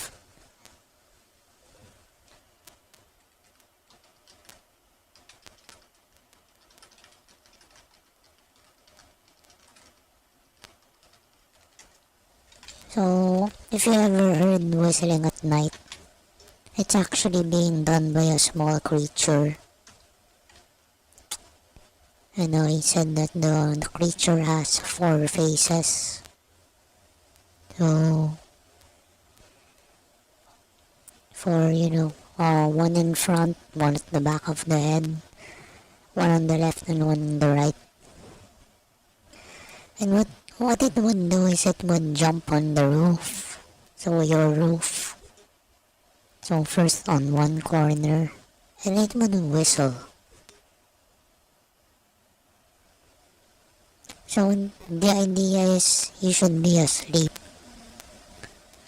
You should be asleep. And if it hears you if it hears you reacting to its whistle, it's gonna jump right in front of you and take your soul, man. Shit. So yeah, the idea is you should be asleep. Or if you hear it, don't react to it.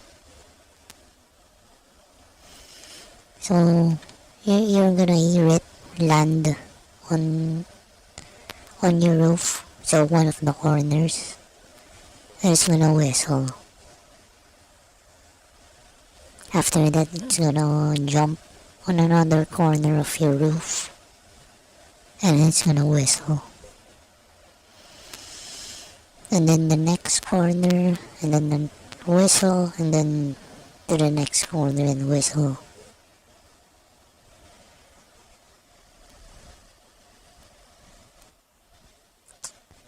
Personally,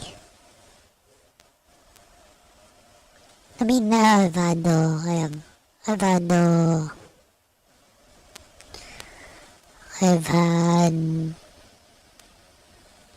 sleep paralysis. I think that was 3 years ago. Scary stories, I can't really remember any.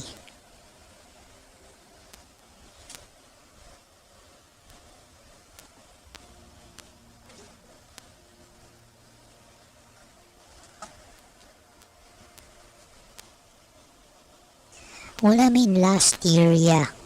So I was at an airsoft game, and I was alone in a grassland to the right side of the road. So I I like to go alone, far from other people. So yes, I was far from other people, maybe like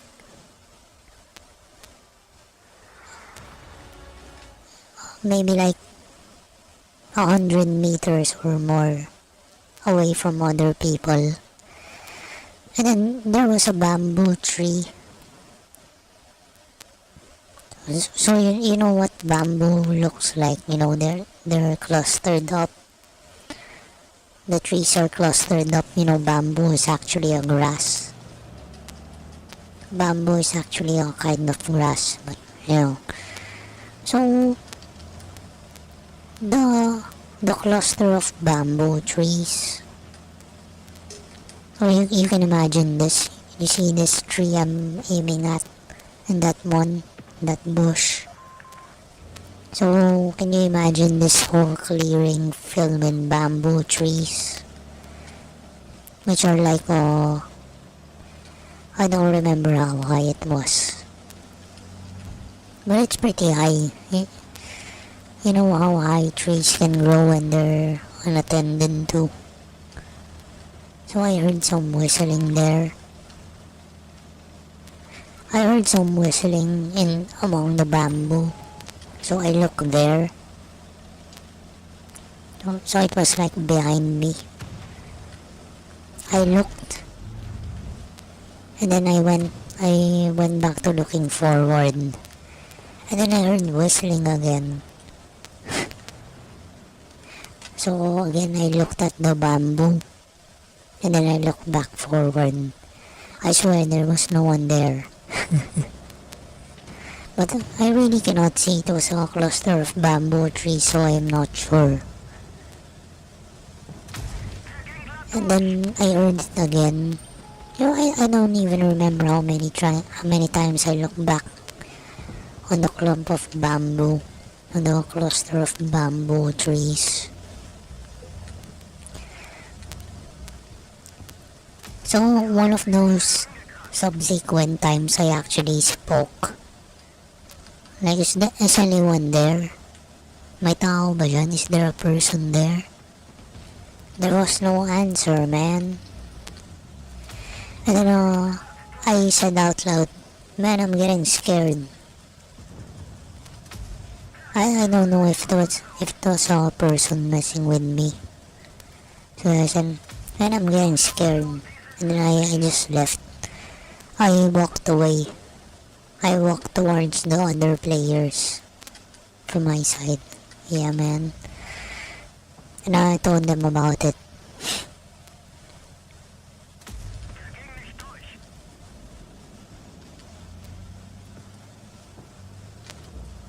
And that was scary.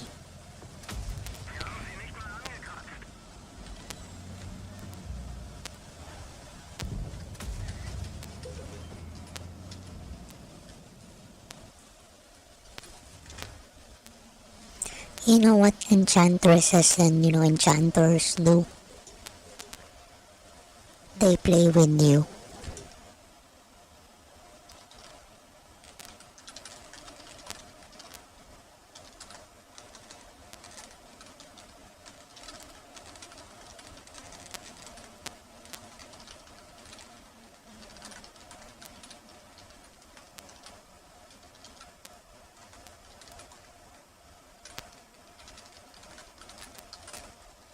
That's what they do to you. They play with you.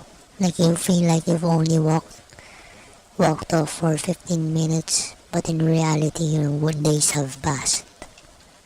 That's really scary, man.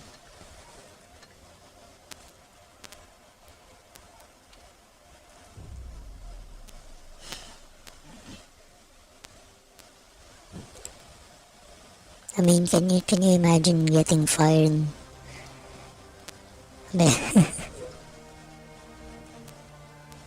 Shit.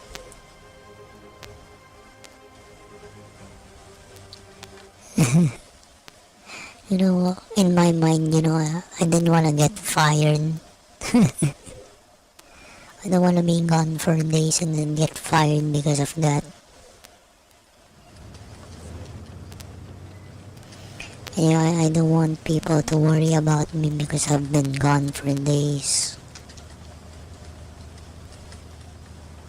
Although, I actually do act like I don't care about other people, man. So I never check on people. I never really say hi on chat.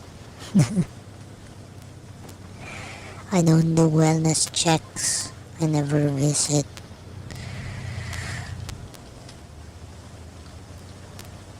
And that's really scary, man.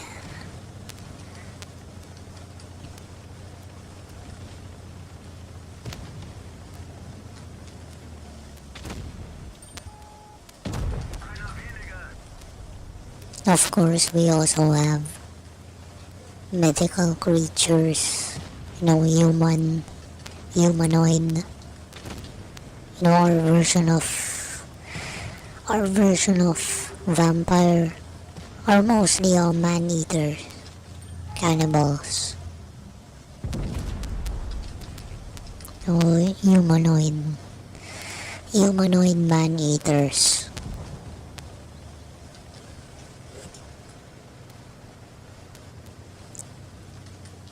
And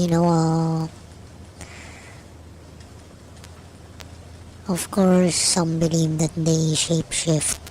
So, they can take the form of a dog. Yeah. That's the common thing people say, Man-eaters can take the form of dogs.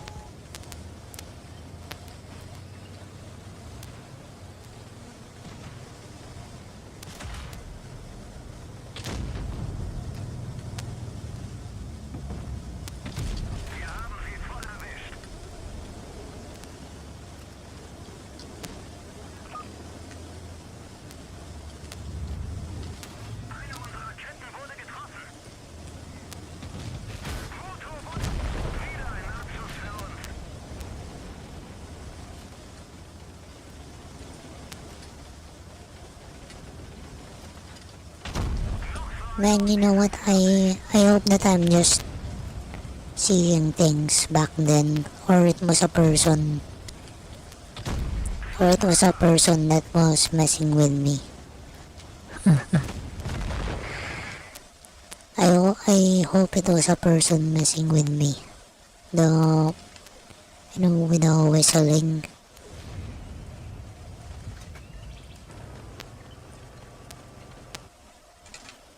And there are times when,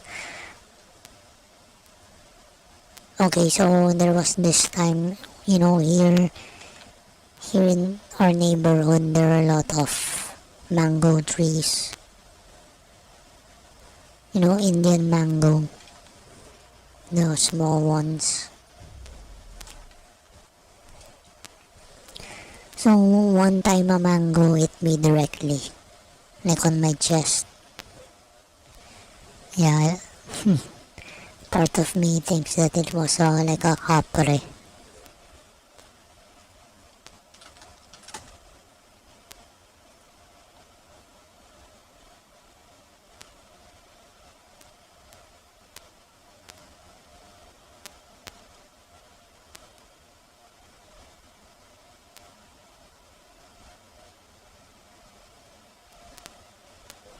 So we have our own version of like Bigfoot. Lives in trees.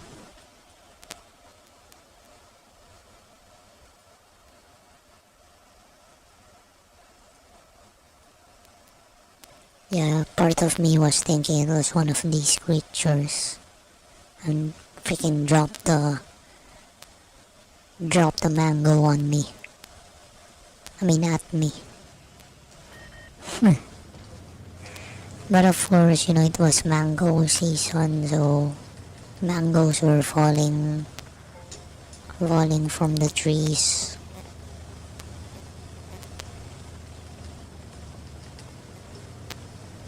Yeah, I remember that year. I think that was the year I graduated. graduate in college. I like to go to a computer shop. So I was wearing like flip-flops during the rain. I I had an infection. My, what do you call this? What do you call those? Are those glands? Swollen. My neck was swollen after that.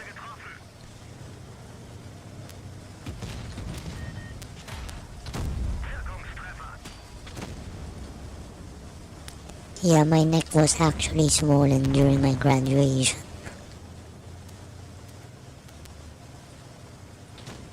Node. What's that? The node?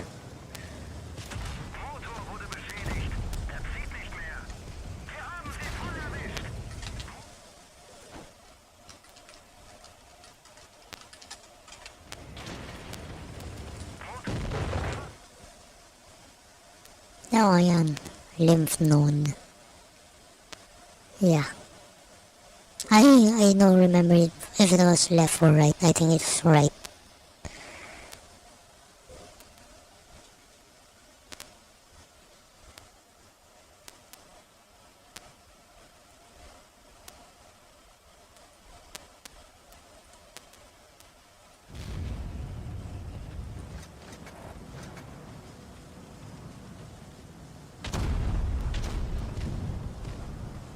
I think I wanna listen to scare.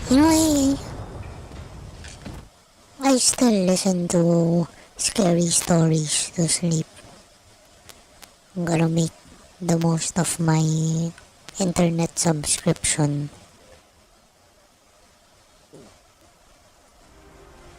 No, I wanna use it as much as possible.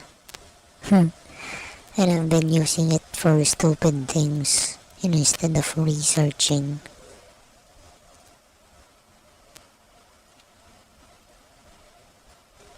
What do I have to research? Learning about Japanese culture and what they find hard in English.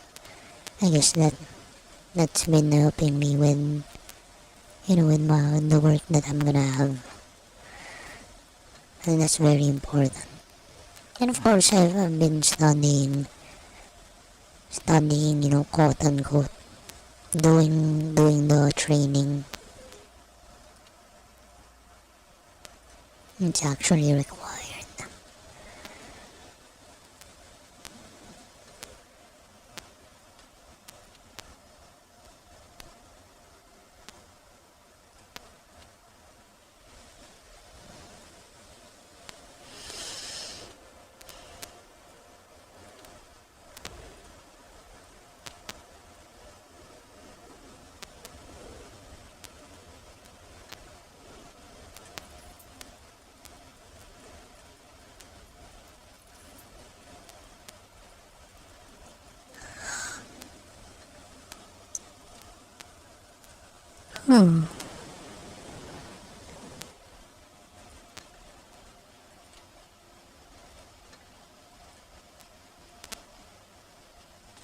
Shit, I've been saying I'd rather be sad than scared. But that kind of fear, the kind of fear that I'm talking about is about the future.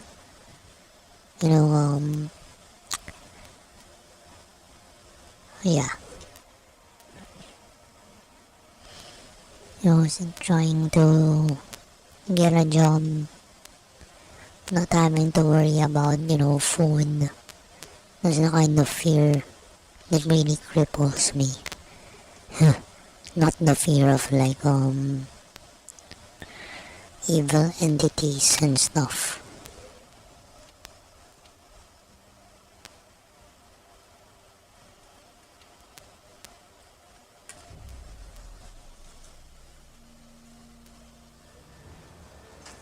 I guess if I told the person that, I get crippled by fear, I don't know if they're gonna immediately think about, horror.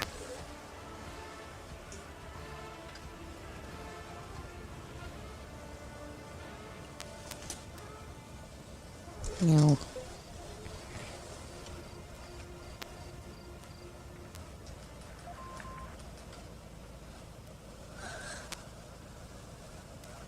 Hmm.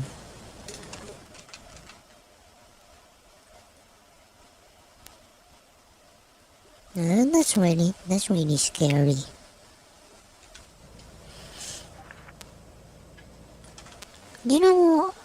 I really don't. Yeah, I really find that image scary. This is just me, but that's why I like dark colored irises.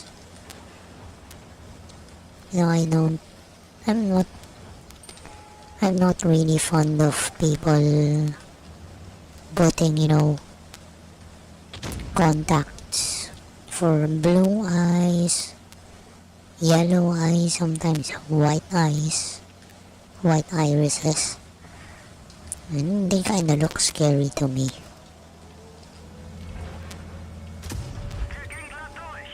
Of course, the goal of anime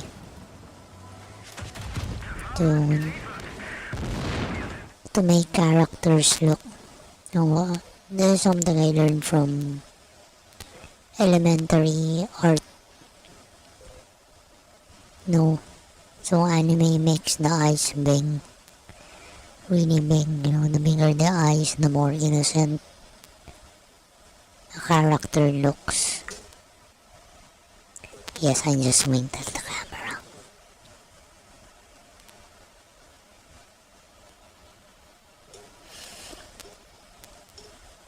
Yeah, so, man, this mofo has I don't know, white irises.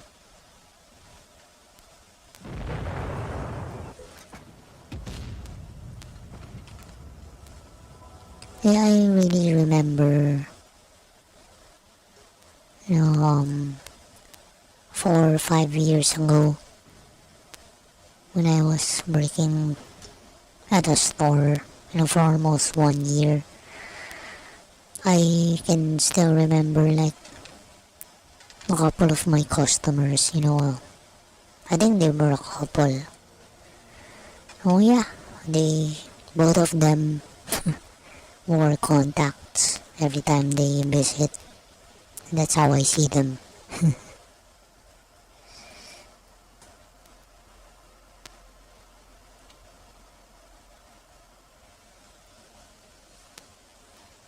And I think when I was making my avatar back in 2021, 2022, so I had the same hair, but then my eyes, I think instead of brown, my eyes were dark gray, and then my eyebrows were blonde, which I forgot. Yeah. So I'm not really big on hair color. I mean colored hair.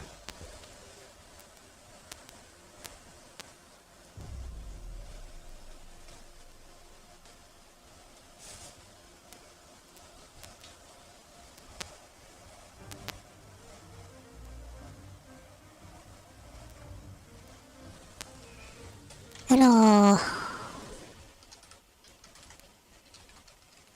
that's one reason why I like Reze from the manga. The art.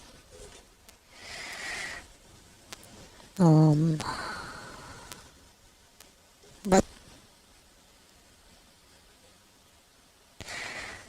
of course,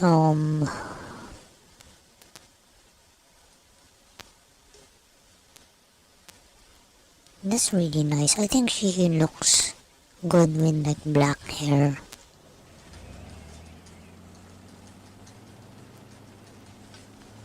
And yeah, I kinda like the light iris.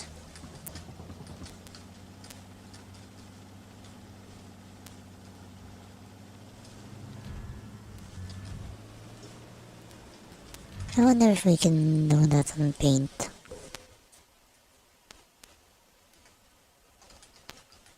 I mean, I don't think you can do a fill. Yeah, we cannot fill it. How about this? So, get an idea when freaking... Just to have an idea. Yeah, I think she still looks good, no? And dark eyes. Dark irises. But it's fine. And she'll always be my favorite CSM character.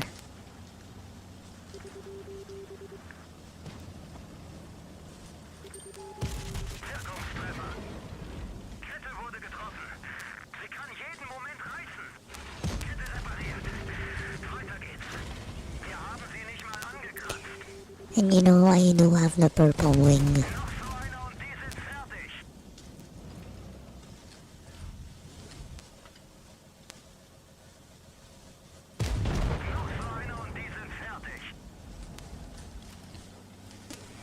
I know.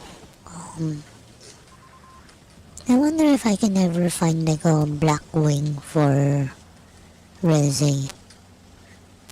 Maybe I can find the black wing that's not necessarily modern for her. And I can just style it.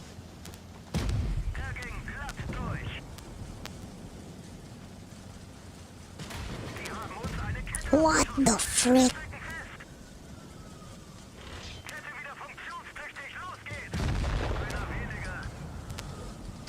Yeah, I can just style it.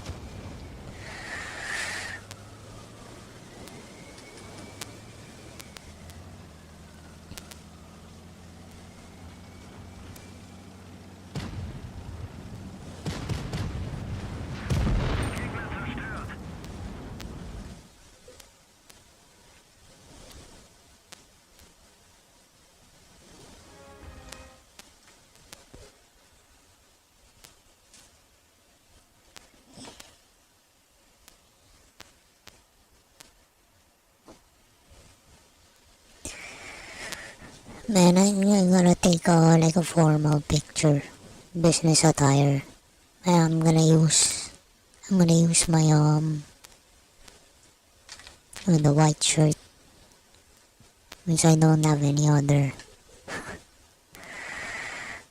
I don't have any other white colored shirt apart from this one.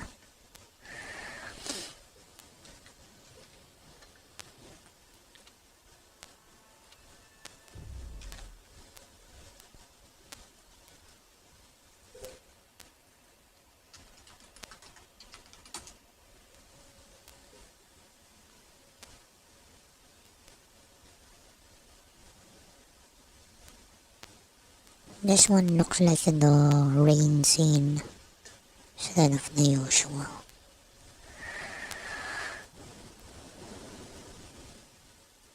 I have this one.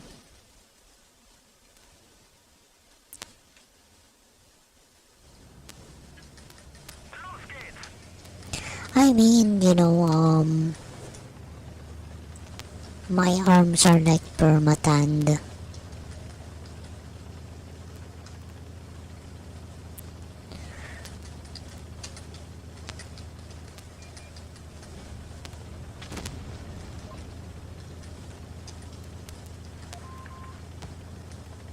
Yeah, I don't even know if I haven't been checking. I should really start working before thinking about, going out and spending money I don't have.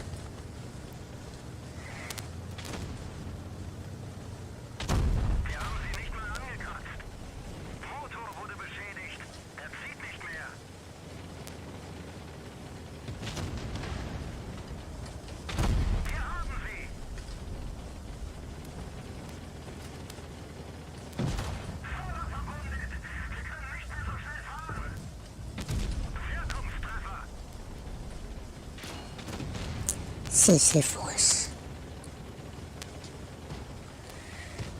I wish I really thought about the story of Sisyphus earlier in life because,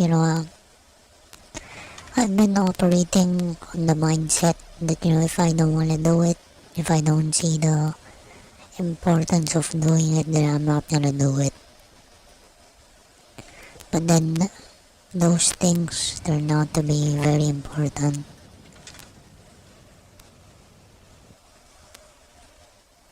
I was just too blind to see it. So now I wish I've known about the story of Sisyphus.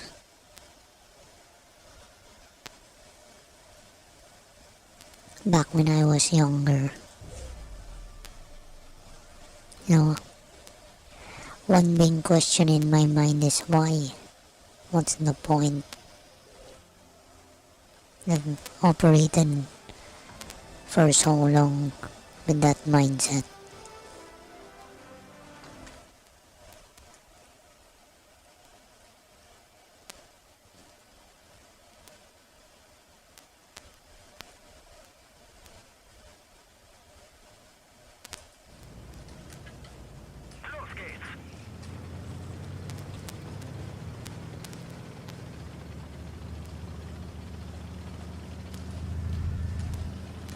Man, you know what? There's a Dunkin'.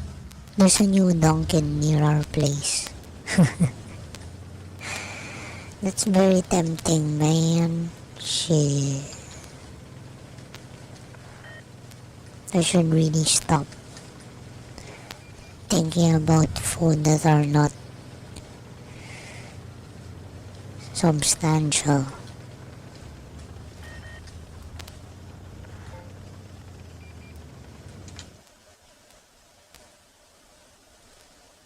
That it was as far as he was willing to take me.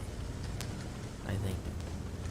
He told me that this was his hometown, and that if he needed a place to stay, that there was no shortage of empty homes I could pick from.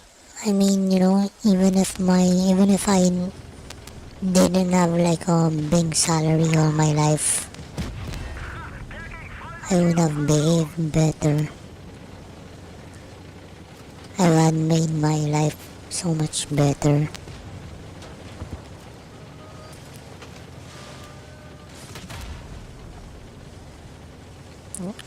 Really got into solar earlier.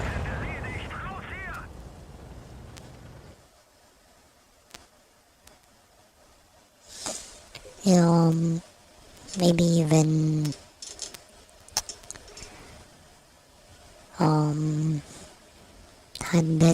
had so a lack of better judgment because I didn't know any better.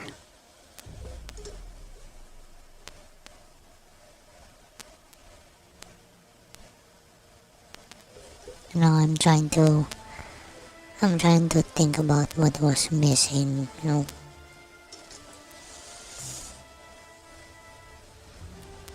Man, looking back to 5 years ago, so a lot of liquor drank.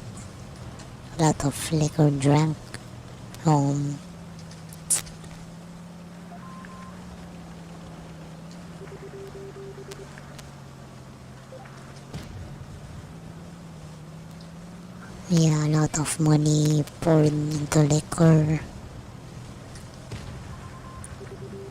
lot of unproductive nights.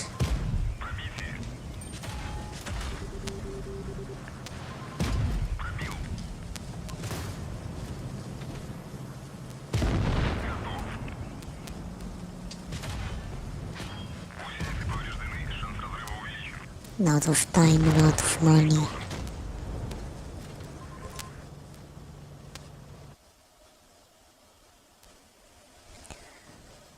Yeah. I mean, you know, I don't regret spending money, but I do regret spending the time to where I spent it on before. No, does that even make sense? I don't feel bad about the money, but I feel bad about the time spent being drunk.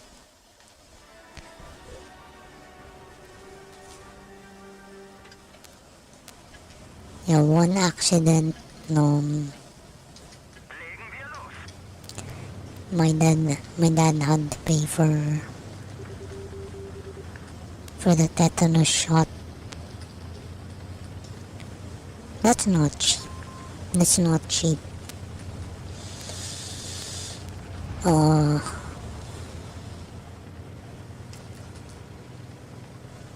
What else? Got into a fight with local authority, or equivalent of county. I got into trouble while I was drunk.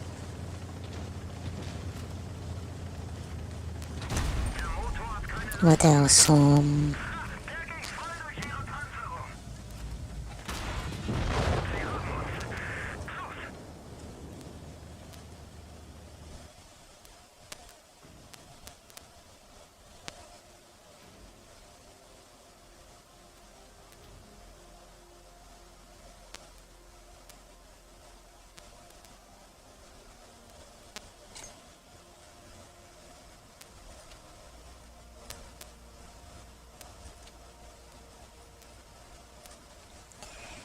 Even when I was recovering for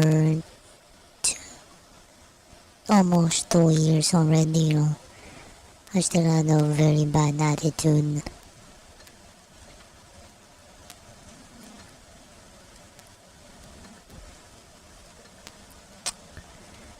I just wanted to lash out.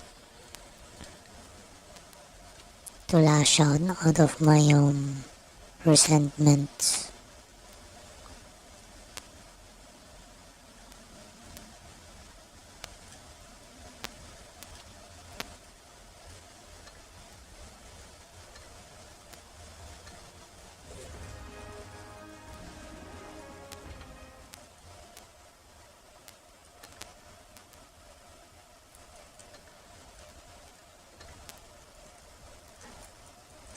So now I'm really telling myself to deal with it.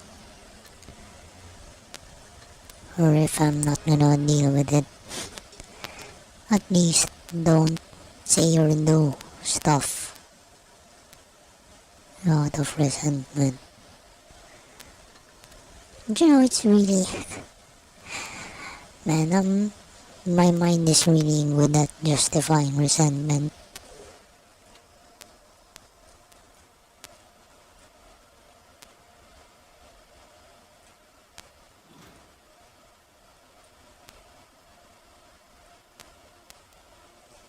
But I don't like how it's basically freaking gambling, man.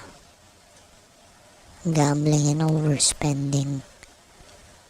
I never wanna spend real money here in this game.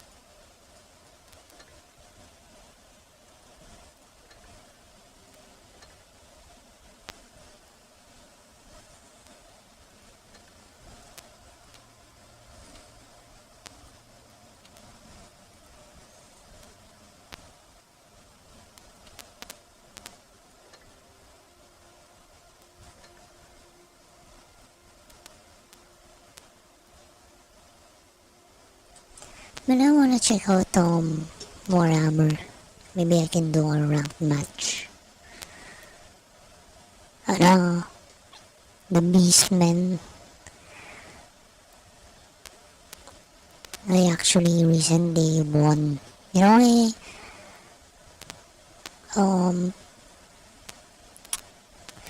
I was so confident last time. You know, I recorded it and it went well.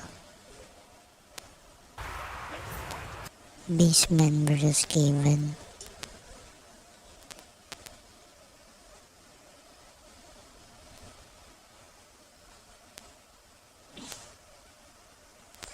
Yeah, I learned a lot today for my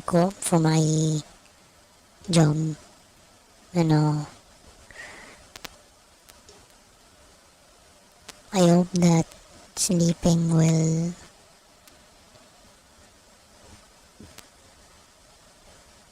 I don't know. Oh my god, it's my husband's Kara. You know, the character from Genshin.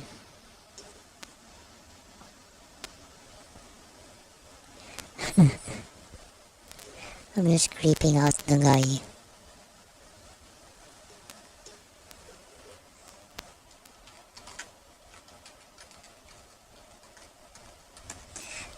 Maybe he can role play the Wanderer for me.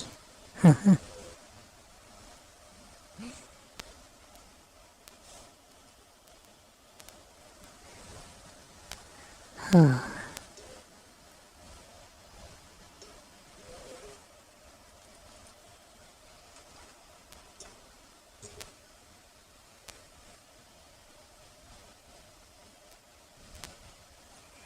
I think I changed this PFP. It's no longer the Scarra with the ears.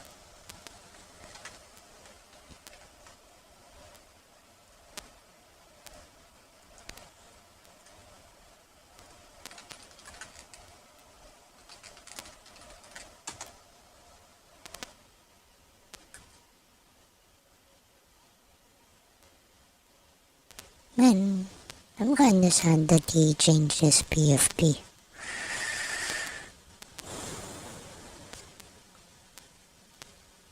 It's so hard to find.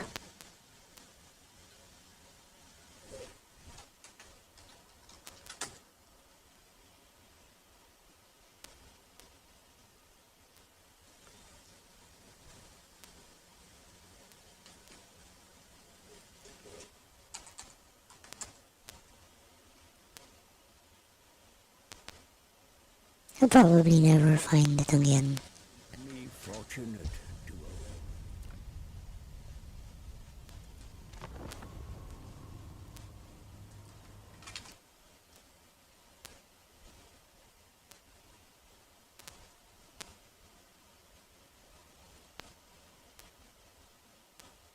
What's this? Is this canon?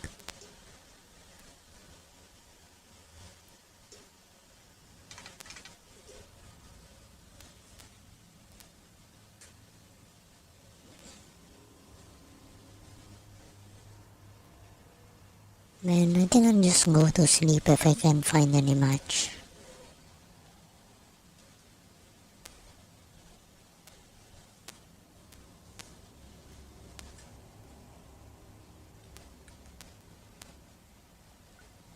Oh no, man, we still have like leftover sinigang and I wanna finish it if it's still good. No, I don't want to, I don't wanna need to throw it away. No?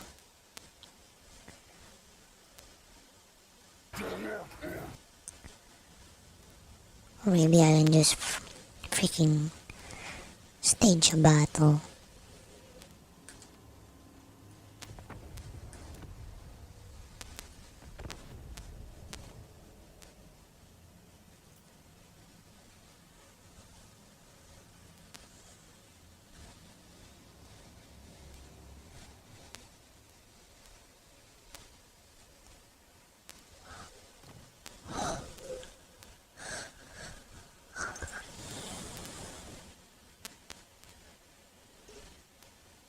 Where is it?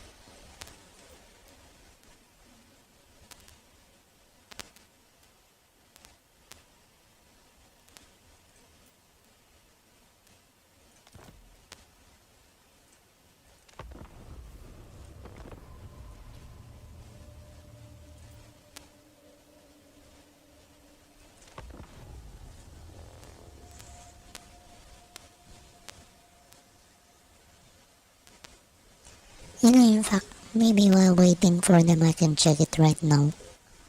Maybe even microwave it along with rice.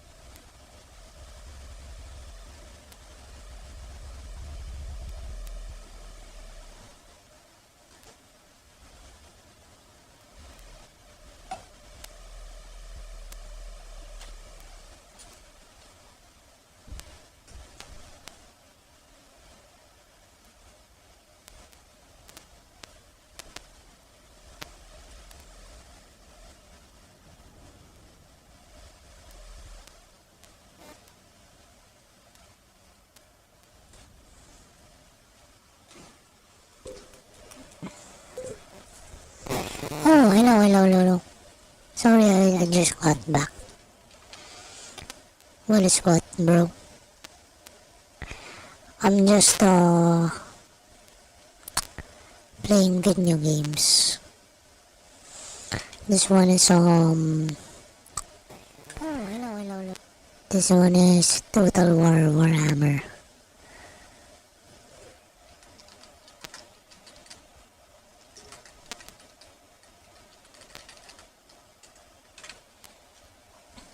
I just got back. I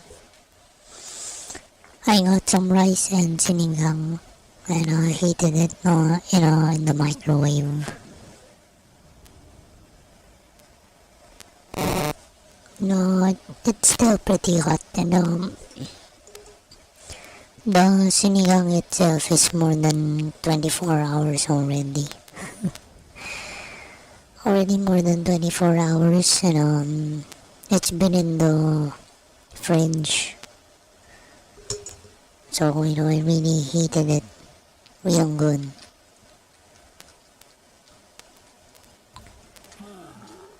So that I won't get food poisoning.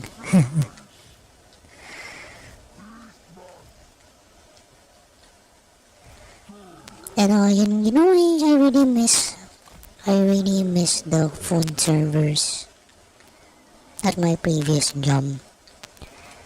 I never got food poisoning from their servings. It was always nice. It was always fresh daily. So good job. Good job to my previous company and the contracted food. Good job. I wish I could stay. I wish I could stay because I love the culture and I love the food. But I don't like how things are, being fast-paced. As you know, I'm a stick-to-one kind of person.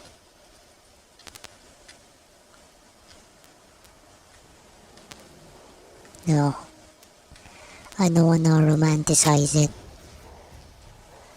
I don't wanna romanticize anything.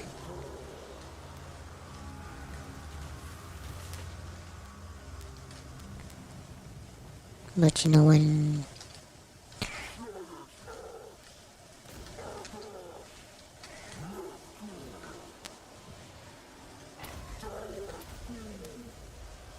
okay, hold on.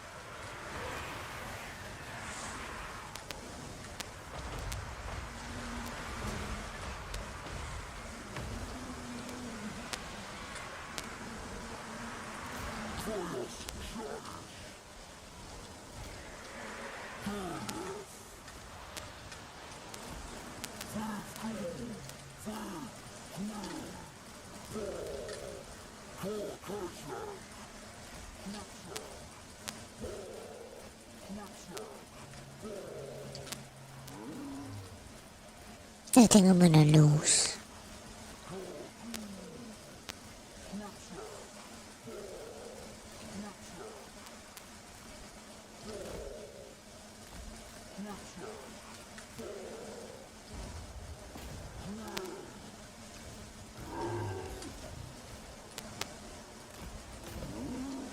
Oh no, spears.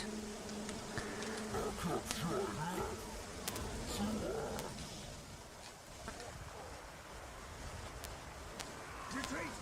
Surrender!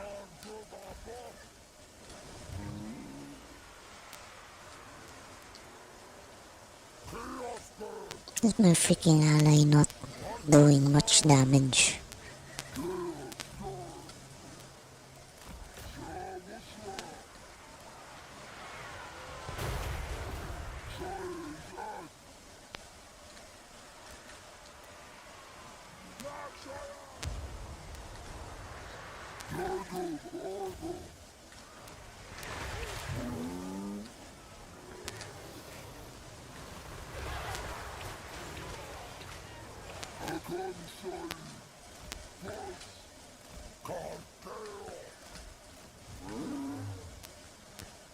Damn.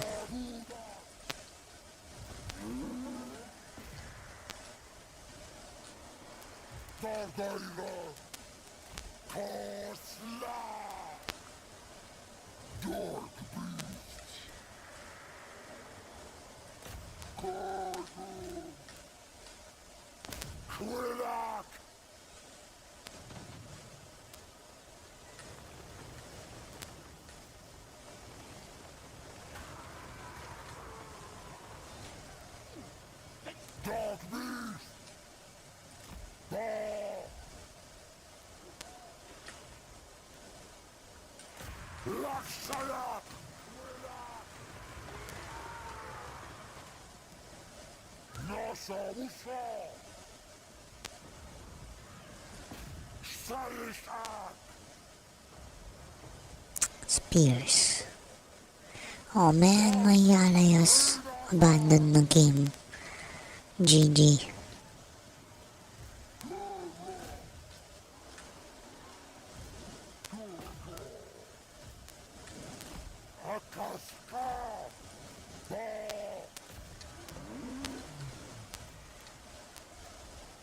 I'm next.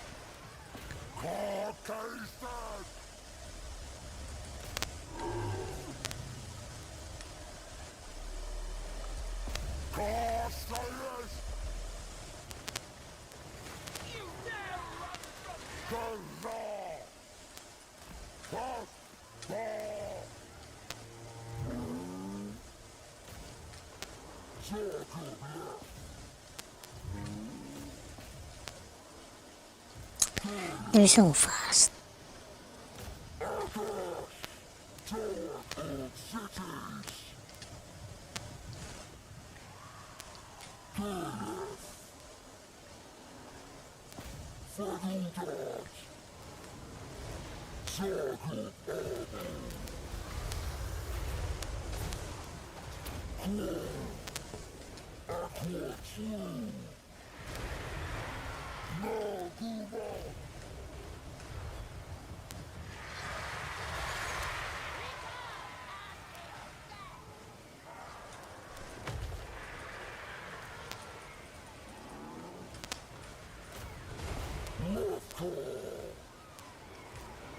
GG.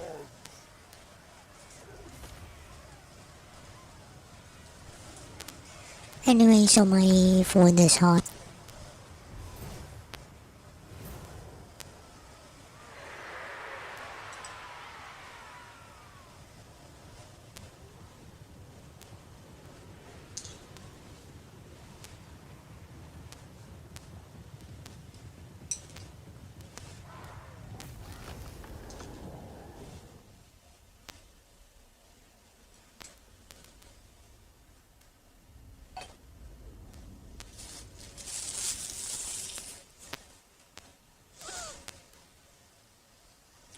I hope I don't get like a food poisoning from it.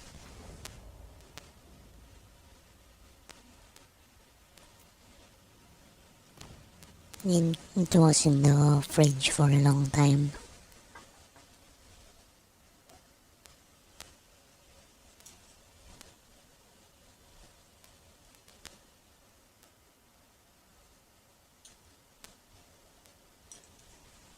Maybe I'll eat it again.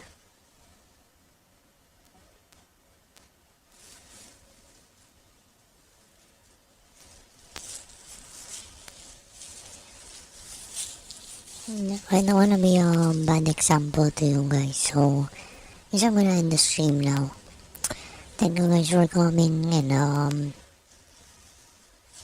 I hope you are doing well and can manage your affairs in life. Okay?